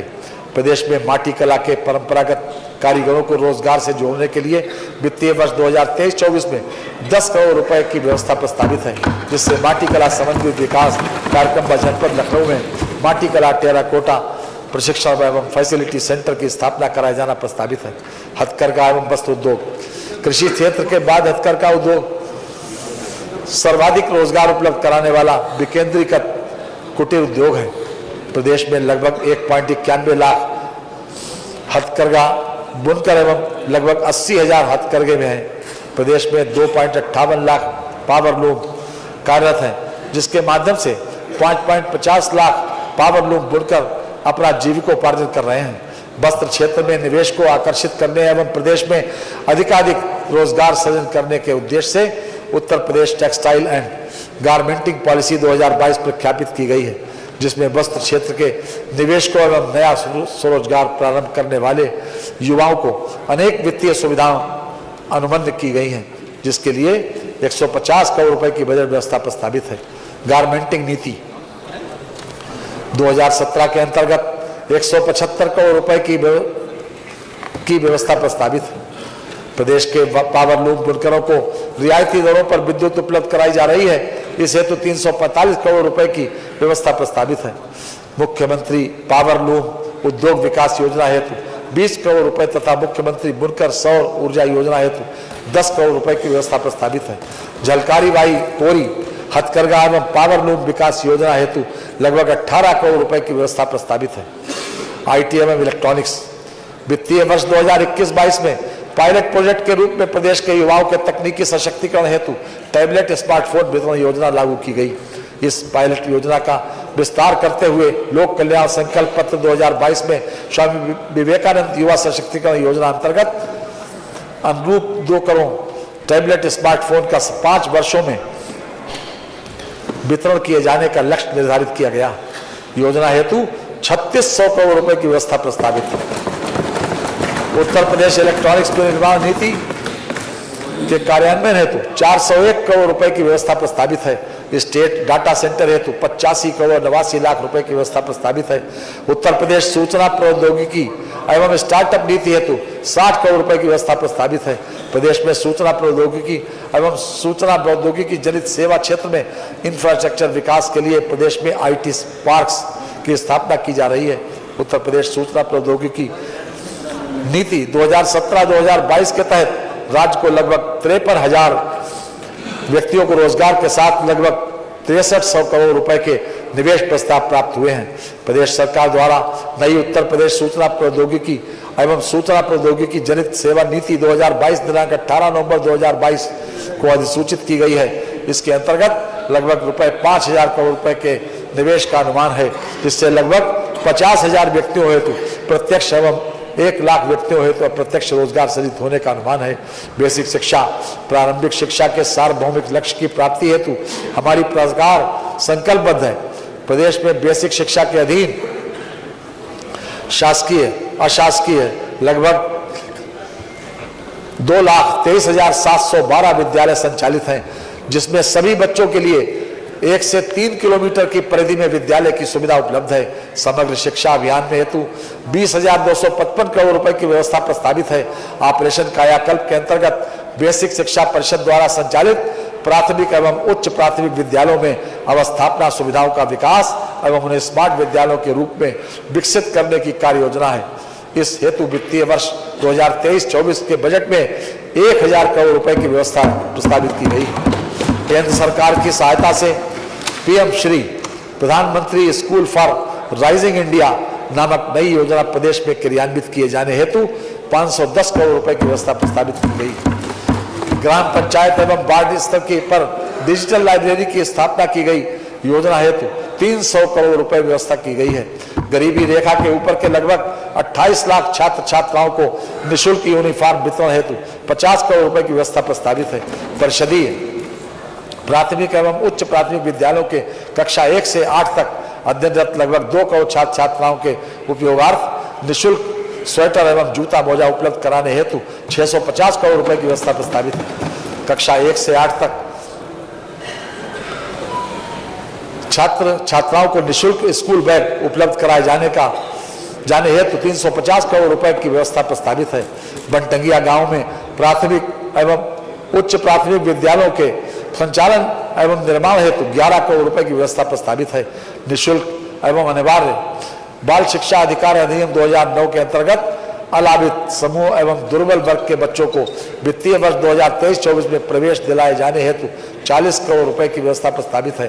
माध्यमिक शिक्षा वर्तमान में प्रदेश में माध्यमिक शिक्षा परिषद से संबंधित सामान्य शिक्षा हेतु 2357 राजकीय, 4512 अशासकीय सहायता प्राप्त एवं 21,023 वित्तविहीन कुल 27,892 माध्यमिक विद्यालय तथा संस्कृत शिक्षा के लिए 2 राजकीय, 971 सहायता प्राप्त एवं 267 वित्तविहीन कुल 1240 विद्यालय संचालित हैं। माध्यमिक शिक्षा परिषद उत्तर प्रदेश से मान्यता प्राप्त अशासकीय सहायता प्राप्त एवं स्वित्त पोषित विद्यालयों के भवनों के अनुरक्षण संवर्धन के लिए विद्यालय की परिसंपत्तियों का उपयोग करते हुए विद्यालयों की आय बढ़ाने की योजना प्रस्तावित है। केंद्र सरकार की सहायता से पीएम श्री प्रधानमंत्री स्कूल फॉर राइजिंग इंडिया नामक नई योजना प्रदेश में क्रियान्वित किए जाने हेतु 500 करोड़ रुपए की व्यवस्था प्रस्तावित की गई है। ग्राम पंचायत एवं वार्ड स्तर पर डिजिटल लाइब्रेरी की स्थापना की नई योजना हेतु 300 करोड़ रुपए की व्यवस्था प्रस्तावित है। समग्र शिक्षा अभियान के अंतर्गत विभिन्न कार्यक्रमों के संचालन हेतु 1003 करोड़ रुपए की व्यवस्था प्रस्तावित है। राजकीय माध्यमिक विद्यालयों में विभिन्न अवस्थापना सुविधाओं के विकास हेतु प्रोजेक्ट अलंकार योजना अंतर्गत 500 करोड़ रुपए की व्यवस्था प्रस्तावित है। संस्कृत विद्यालयों की परिसंपत्तियों के सृजन हेतु 100 करोड़ रुपए की बजट व्यवस्था प्रस्तावित है। माध्यमिक विद्यालयों में संस्कृत पढ़ने वाले छात्रों को छात्रवृत्ति देने के लिए 10 करोड़ रुपए की व्यवस्था प्रस्तावित है। स्वित्त पोषित विद्यालयों में निर्धारित आय सीमा से कम आय वाले माता पिता की दूसरी बच्ची की फीस प्रतिपूर्ति हेतु 5 करोड़ रुपए की व्यवस्था प्रस्तावित है। उच्च शिक्षा प्रदेश में उच्च शिक्षा के उद्देश्यों की पूर्ति हेतु वर्तमान में 19 राज्य विश्वविद्यालय, 1 मुक्त विश्वविद्यालय, 1 डीम्ड विश्वविद्यालय, 30 निजी विश्वविद्यालय, 172 राजकीय महाविद्यालय, 331 सहायता प्राप्त शासकीय महाविद्यालय एवं 7372 स्वित्त पोषित महाविद्यालय संचालित हैं। नेट रैंकिंग में लखनऊ एवं गोरखपुर विश्वविद्यालय को A++ श्रेणी प्राप्त हुई है। इसी प्रकार KGMU को भी नेट रैंकिंग में A+ श्रेणी प्राप्त हुई है। मदन मोहन मालवीय तकनीकी विश्वविद्यालय गोरखपुर को A श्रेणी प्राप्त हुई है। भारत में प्रथम बार किसी कृषि विश्वविद्यालय को नेट रैंकिंग प्रदान हुई है और ये श्रेय प्रदेश के कानपुर कृषि विद्यालय को प्राप्त हुआ है। प्रदेश के निजी विश्वविद्यालयों में से MIT विश्वविद्यालय को A श्रेणी तथा शारदा विश्वविद्यालय, गलगोटिया विश्वविद्यालय एवं GLA विश्वविद्यालय को A+ श्रेणी प्राप्त हुई है। प्रदेश में प्रथम बार 11 विश्वविद्यालयों द्वारा नेशनल इंस्टीट्यूशनल रैंकिंग की तैयारी कर सहभाग लिया है। 4 विश्वविद्यालय विश्व स्तरीय रैंकिंग हेतु QIS रैंकिंग में भाग ले रहे हैं। विंध्याचल धाम मंडल में मां विंध्यवासिनी राज्य विश्वविद्यालय की स्थापना के लिए 50 करोड़ रुपए की व्यवस्था। देवी पाटन मंडल में मां पाटेश्वरी देवी राज्य विश्वविद्यालय की स्थापना हेतु 50 करोड़ रुपए की व्यवस्था प्रस्तावित है। मुरादाबाद मंडल में राज्य विश्वविद्यालय की स्थापना हेतु 50 करोड़ रुपए की व्यवस्था प्रस्तावित है। ग्राम पंचायत एवं वार्ड स्तर पर डिजिटल लाइब्रेरी की स्थापना हेतु 300 करोड़ रुपए की व्यवस्था प्रस्तावित है। प्राविधिक शिक्षा, प्रदेश में डिप्लोमा स्तरीय 201 राजकीय संस्थाएं एवं 19 अनुदानित संस्थाएं अर्थात 220 संस्थाएं स्वीकृत हैं, जिनमें से 168 संस्थाओं में प्रशिक्षण प्रदान किया जा रहा है। 52 राजकीय पॉलिटेक्निक निर्माणाधीन अवस्थापना की प्रक्रिया में हैं, जिन्हें निकट भविष्य में पीपीपी मोड पर संचालित किया जाना है। वर्तमान में 1372 निजी क्षेत्र की डिप्लोमा स्तरीय संस्थाओं में छात्र छात्राओं को प्रवेश दिया जा रहा है। मान्यता राजकीय अनुदानित एवं निजी क्षेत्र की समस्त संस्थाओं को सम्मिलित करते हुए कुल प्रदेश प्रवेश क्षमता 2,23,779 है। छात्र छात्राओं को अधिक रोजगार तथा इमर्जिंग टेक्नोलॉजी आधारित उद्योग हेतु मैन पावर उपलब्ध कराने की दृष्टिगत सत्र 2022-23 में न्यू एज कोर्स के अंतर्गत 4 पाठ्यक्रम यथा डाटा साइंस एवं machine learning, internet of things, cyber security एवं ड्रोन टेक्नोलॉजी में प्रशिक्षण 21 राजकीय पॉलिटेक्निकों में प्रारंभ किया गया है, जिसमें प्रवेश क्षमता 1575 है। राजकीय पॉलिटेक्निकों की स्थापना एवं अवस्थापना विकास हेतु क्रमशः 50 करोड़ रुपए एवं 33 करोड़ रुपए की व्यवस्था प्रस्तावित है।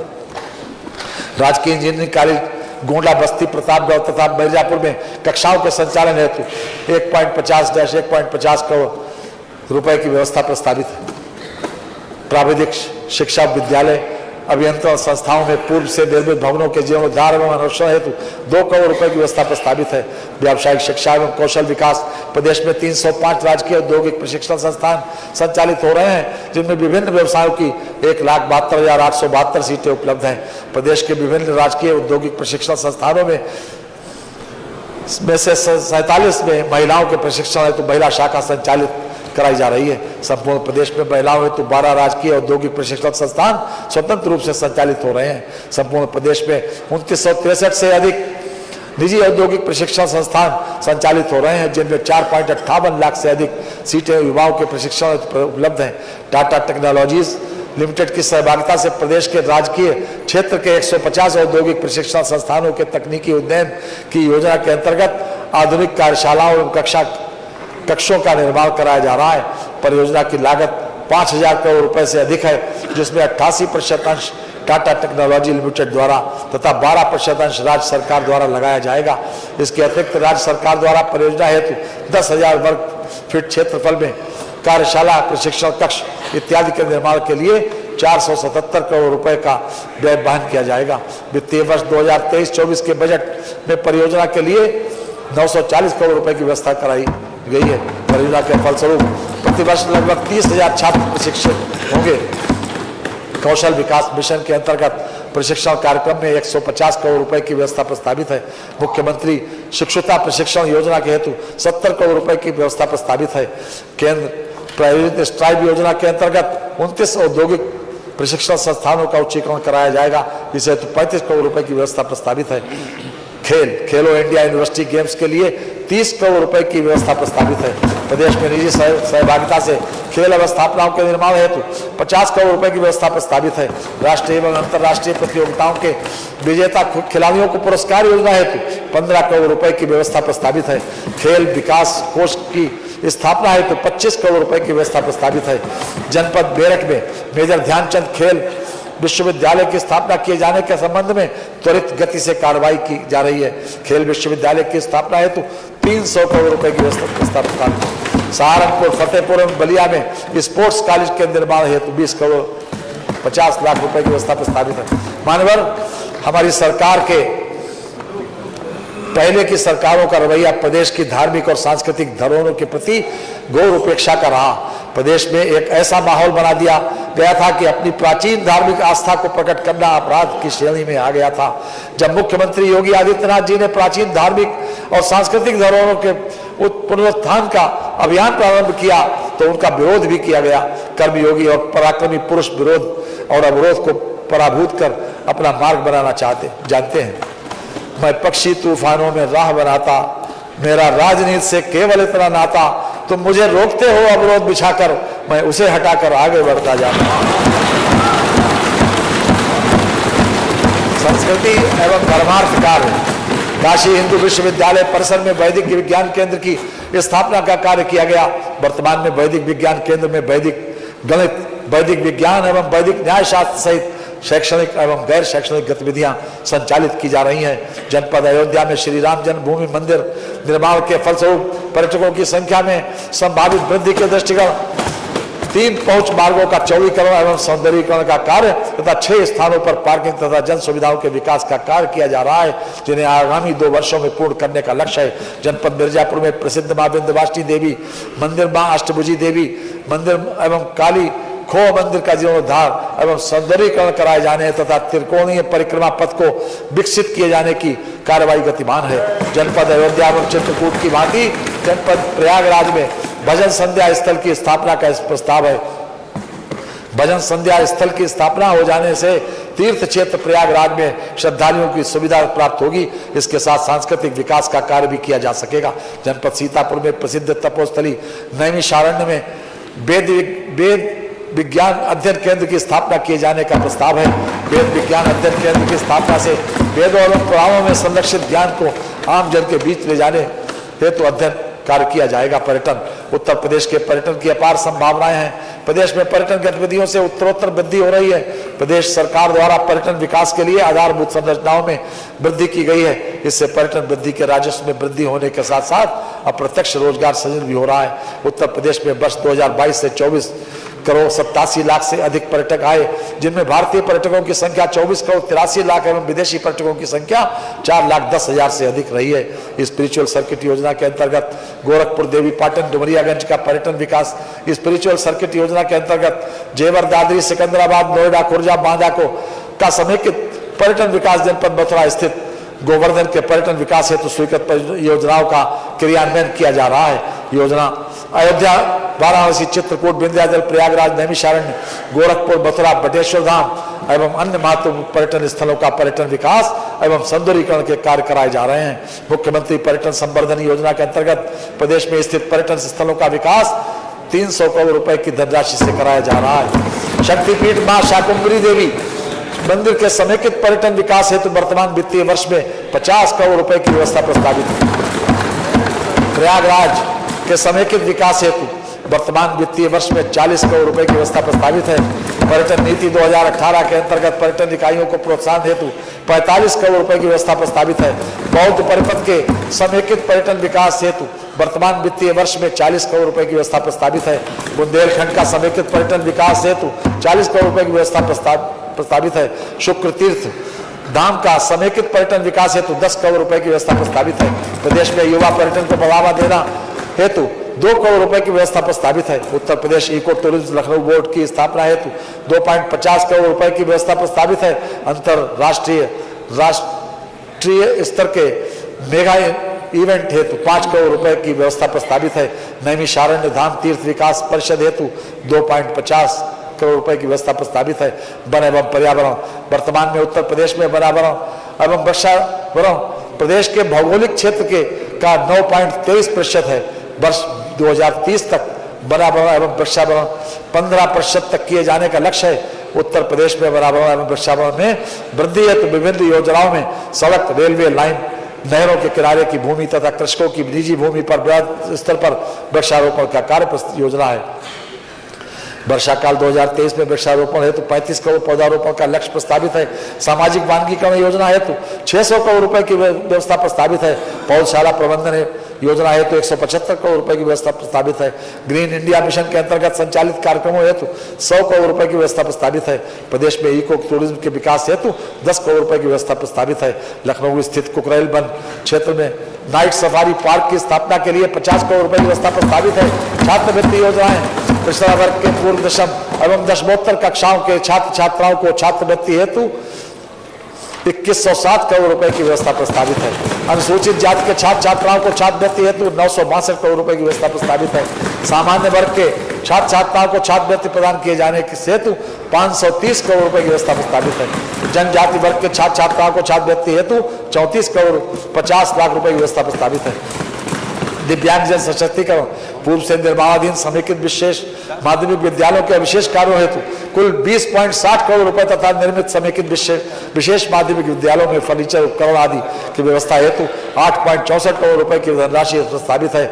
मानसिक मंदित एवं मानसिक रूप से रुग्ण निराश्रित दिव्यांगजन के लिए आश्रय गृह, सह प्रशिक्षण केंद्र हेतु शैक्षिक संगठनों को सहायता प्रदान किए जाने हेतु 10 करोड़ रुपए की बजट व्यवस्था प्रस्तावित है। समेकित विशेष माध्यमिक विद्यालयों की स्थापना हेतु प्रथम चरण में 29 करोड़ रुपए की व्यवस्था प्रस्तावित है। अल्पसंख्यक कल्याण, पूर्व दशम कक्षाओं कक्षा 9 एवं 10 में अध्ययनरत अल्पसंख्यक समुदाय के छात्र छात्राओं हेतु योजना के अंतर्गत ऐसे छात्र छात्राओं को जिनके अभिभावकों की अधिकतम वार्षिक आय 2.5 लाख रुपए है को अधिकतम रुपए 3,000 वार्षिक की छात्रवृत्ति से लाभान्वित किए जाने का प्राविधान है। दशमोत्तर कक्षाओं में अध्ययनरत अल्पसंख्यक समुदाय के छात्र छात्राओं जिनके अभिभावकों की अधिकतम वार्षिक आय 2 लाख रुपए तक है, अल्पसंख्यक बाहुल्य क्षेत्रों में लड़कियों की बेहतर शिक्षा के लिए अब तक 24 छात्रावासों एवं 11 विद्यालय भवनों का निर्माण पूर्ण कराया जा चुका है। वित्तीय वर्ष 2023-24 में छात्रावास निर्माण विद्यालय भवन निर्माण हेतु 6 करोड़ 81 लाख रुपए के बजट प्रावधान किया गया है। मदरसों मकतबों में आधुनिक विषयों की शिक्षा प्रदान करने की व्यवस्था की गई है। योजना के अंतर्गत मदरसों मकतबों में आधुनिक विषयों हिंदी, अंग्रेजी, गणित, विज्ञान आदि को पढ़ाने के लिए स्नातक शिक्षक को रुपए 6,000 प्रतिमाह, परा स्नातक के साथ बीएड शिक्षकों को रुपए 12,000 प्रतिमाह की दर से मानदेय के भुगतान की व्यवस्था है। इसके अतिरिक्त बुक बैंक की स्थापना हेतु रुपए 50,000, विज्ञान एवं गणित किट हेतु रुपए 15,000 आलिया तथा उच्च आलिया स्तर के मदरसों के लिए कंप्यूटर लैब की स्थापना हेतु 1 लाख रुपए प्रति मदरसा का अनुदान दिए जाने की व्यवस्था है। न्याय जनपदों में पायलट प्रोजेक्ट के आधार पर न्यायालय परिसर में निर्माण हेतु 700 करोड़ रुपए की व्यवस्था प्रस्तावित है। सरकार के शीर्ष प्राथमिकता में सम्मिलित राष्ट्रीय विधि विश्वविद्यालय प्रयागराज की स्थापना हेतु 103 करोड़ रुपए की व्यवस्था प्रस्तावित है। प्रदेश के जनपदीय न्यायालयों में के अनावासीय भवनों के निर्माण हेतु 420 करोड़ रुपए की व्यवस्था प्रस्तावित है। माननीय उच्च न्यायालय के न्यायाधीशों के आवासीय भवनों के निर्माण हेतु 150 करोड़ रुपए की व्यवस्था प्रस्तावित है। उत्तर प्रदेश अधिवक्ता कल्याण निधि से संबंधित कल्याणकारी स्टाम्पों की बिक्री की शुद्ध प्राप्ति का अंतरण किए जाने हेतु वित्तीय वर्ष 2023-24 में 6 करोड़ रुपए की व्यवस्था प्रस्तावित है। उत्तर प्रदेश अधिवक्ता कल्याण निधि न्यासी समिति को अनुदान हेतु 20 करोड़ रुपए की व्यवस्था प्रस्तावित है। प्रदेश के अधिवक्ताओं की सुविधा हेतु विभिन्न जनपदों में अधिवक्ता चैंबर्स के निर्माण कार्य तथा अन्य अवस्थापना सुविधाओं के विकास हेतु वित्तीय वर्ष 2023-24 में 20 करोड़ रुपए की धनराशि की व्यवस्था प्रस्तावित है। प्रदेश के अधीनस्थ न्यायालयों की सुरक्षा हेतु सीसीटीवी कैमरा एवं अन्य सुरक्षा उपकरणों हेतु 100 करोड़ रुपए की व्यवस्था प्रस्तावित है। खाद्य एवं रसद अन्न पूर्ति योजना हेतु 21,791 करोड़ 25 लाख रुपए की व्यवस्था प्रस्तावित है। समस्त अंत्योदय एवं पात्रग्रस्ती कार्ड धारकों को प्रधानमंत्री गरीब कल्याण अन्न योजना के अंतर्गत प्रति व्यक्ति 5 किलोग्राम खाद्यान्न का प्रतिमाह निःशुल्क वितरण माह दिसंबर 2022 तक कराया गया। उज्ज्वला योजना के लाभार्थियों को निःशुल्क कुकिंग गैस सिलेंडर के रिफिल हेतु 3,047 करोड़ रुपए की व्यवस्था प्रस्तावित है। कांसारी शक्कर योजना हेतु 218 करोड़ 40 लाख रुपए की व्यवस्था प्रस्तावित है।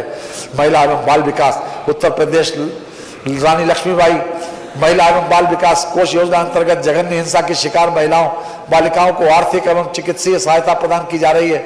वित्तीय वर्ष 2023-24 हेतु इस योजना के अंतर्गत 56 करोड़ रुपए की बजट व्यवस्था प्रस्तावित है।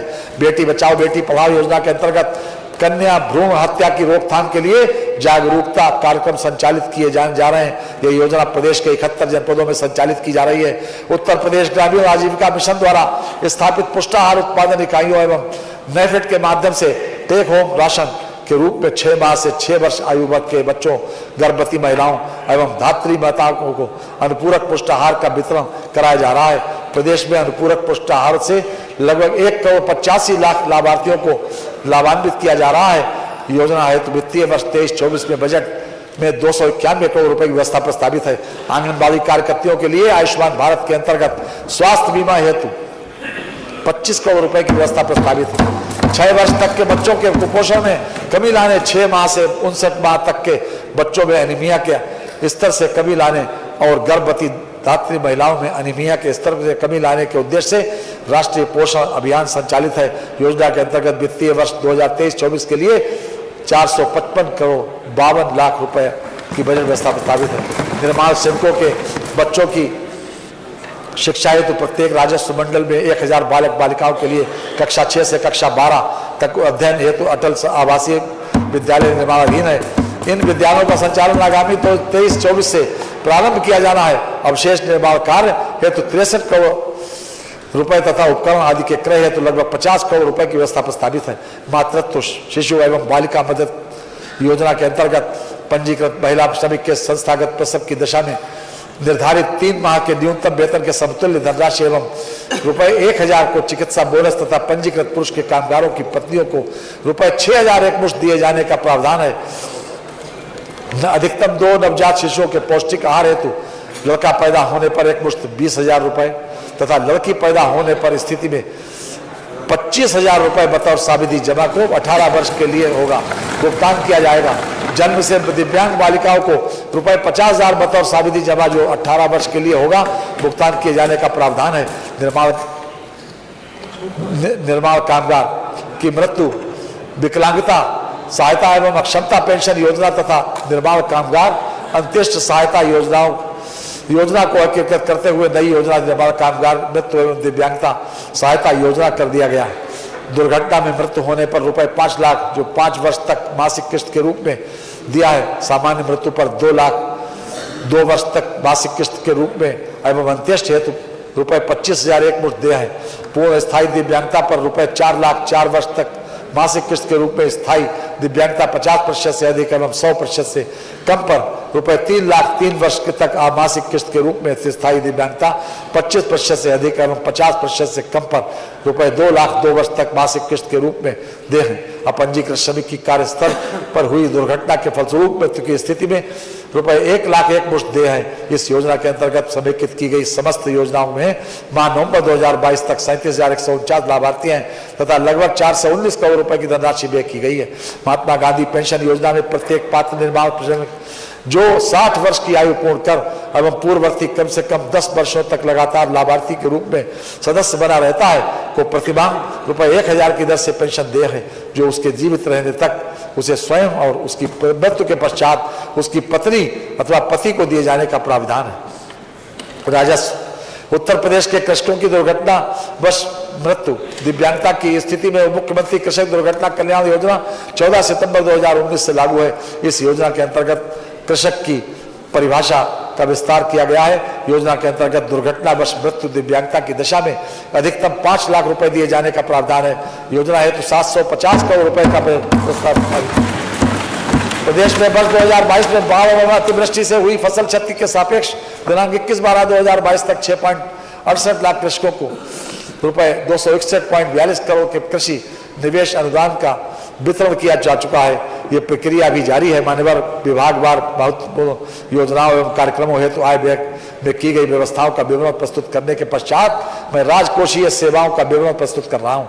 राजकोषीय सेवाएं राज्य वस्तु एवं सेवा कर तथा मूल्य संवर्धित कर राज्य वस्तु एवं सेवा कर तथा मूल्य संवर्धित कर से राजस्व संग्रह का लक्ष्य 1,50,000 करोड़ रुपए निर्धारित किया गया है। आबकारी शुल्क से राजस्व संग्रह का लक्ष्य 58,000 करोड़ रुपए निर्धारित किया गया है। स्टाम्प एवं पंजीकरण से राजस्व संग्रह का लक्ष्य 34,560 करोड़ रुपए निर्धारित किया गया है। वाहन कर से राजस्व संग्रह का लक्ष्य 12,672 करोड़ रुपए निर्धारित किया गया है। वित्तीय वर्ष के बजट अनुमान 2023-24 मान्यवर प्रस्तुत बजट का आकार 6,90,242 करोड़ 45 लाख रुपए। बजट में 32,721 करोड़ 96 लाख रुपए की नई योजनाएं सम्मिलित की गई हैं। प्राप्तियां कुल प्राप्तियां 6,83,292 करोड़ 74 लाख रुपए अनुमानित हैं। कुल प्राप्तियों में 5,70,865 करोड़ 66 लाख रुपए की राजस्व प्राप्तियां तथा 1,12,427 करोड़ 8 लाख रुपए की पूंजीगत प्राप्तियां सम्मिलित हैं। राजस्व प्राप्तियों में कर राजस्व का अंश 4,45,871 करोड़ 59 लाख रुपए है। इसमें स्वयं का कर राजस्व 2,62,634 करोड़ रुपए तथा केंद्रीय करों में राज्य का अंश 1,83,237 करोड़ रुपए 59 लाख रुपए है सम्मिलित है। कुल व्यय 6,90,242 करोड़ 43 लाख रुपए अनुमानित है। कुल व्यय में 5,02,354 करोड़ 1 लाख रुपए राजस्व लेखे का व्यय है तथा 1,87,888 करोड़ 42 लाख रुपए पूंजी लेखे का व्यय है। समेकित निधि समेकित निधि की प्राप्तियों में कुल व्यय घटाने के पश्चात 6,949 करोड़ 69 लाख करोड़ रुपए का घाटा अनुमानित है। लोक लेखे से 5,500 करोड़ रुपए की शुद्ध प्राप्तियां अनुमानित हैं। समस्त लेन देन का शुद्ध परिणाम 1,449 करोड़ 69 लाख रुपए ऋणात्मक अनुमानित है। अंतिम शेष प्रारंभिक शेष 37,407 करोड़ 11 लाख रुपए को हिसाब में लेते हुए अंतिम शेष 35,957 करोड़ 42 लाख रुपए अनुमानित है। राजस्व बचत 68,511 करोड़ 65 लाख रुपए अनुमानित है। राजकोषीय घाटा 84,883 करोड़ 16 लाख रुपए अनुमानित है, जो वर्ष के लिए अनुमानित सकल राज घरेलू उत्पाद का 3.48 लाख प्रतिशत है। हमारी FRBM की सीमा 3.5% है। माननीय प्रधानमंत्री जी और माननीय मुख्यमंत्री जी के सबका साथ सबका विकास विश्वास के मंत्र को से अभिसिंचित और अनुप्राणित सर्वसमावेशी एवं त्वरित विकास की रणनीति पर आधारित प्रदेश की विकास यात्रा ने विरोधियों के स्वर को धीमा कर दिया है। यह इस बात का द्योतक है कि हमारी लोकतांत्रिक एवं पारदर्शी कार्यप्रणाली ने अब अवश्य ही सबको प्रभावित किया है। हमने तो समंदर के रुख बदले हैं, मोदी योगी ने सोचने के सलीके बदले हैं। आप कहते थे कुछ नहीं होगा, हमने आपके भी सोचने के तरीके बदले। माननीय मैं माननीय प्रधानमंत्री और माननीय मुख्यमंत्री जी के केंद्रीय मंत्रिपरिषद के माननीय सदस्यों और प्रदेश की मंत्रिपरिषद के अपने सभी माननीय सदस्यों का अत्यंत आभारी हूं, जिनके सहयोग एवं परामर्श से मैं बजट प्रस्तुत करने में सक्षम हो सका हूं। मैं अपर मुख्य सचिव वित्त और वित्त विभाग के अधिकारियों एवं कर्मचारियों, प्रधान महालेखाकार उत्तर प्रदेश तथा राष्ट्रीय सूचना विज्ञान केंद्र के अधिकारियों एवं प्रदेश सरकार के सभी विभागों के अधिकारियों एवं कर्मचारियों के प्रति अपना आभार प्रकट करता हूं, जिन्होंने इस बजट को तैयार करने में बहुमूल्य सहयोग प्रदान किया है। इन्हीं शब्दों के साथ माननीय मैं वित्तीय वर्ष 2023-24 का बजट इस सदन में उपस्थित सभी सम्मानित जनप्रतिनिधियों के माध्यम से प्रदेश की जनता को समर्पित करता हूं। वंदे मातरम।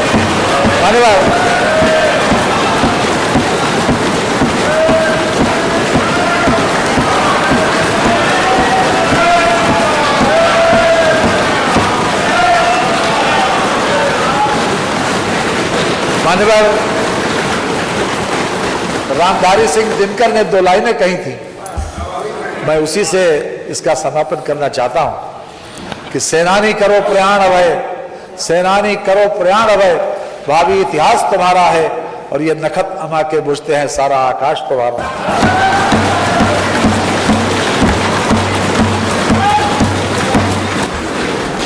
आज अभी माननीय वित्त मंत्री जी ने बजट प्रस्तुत किया।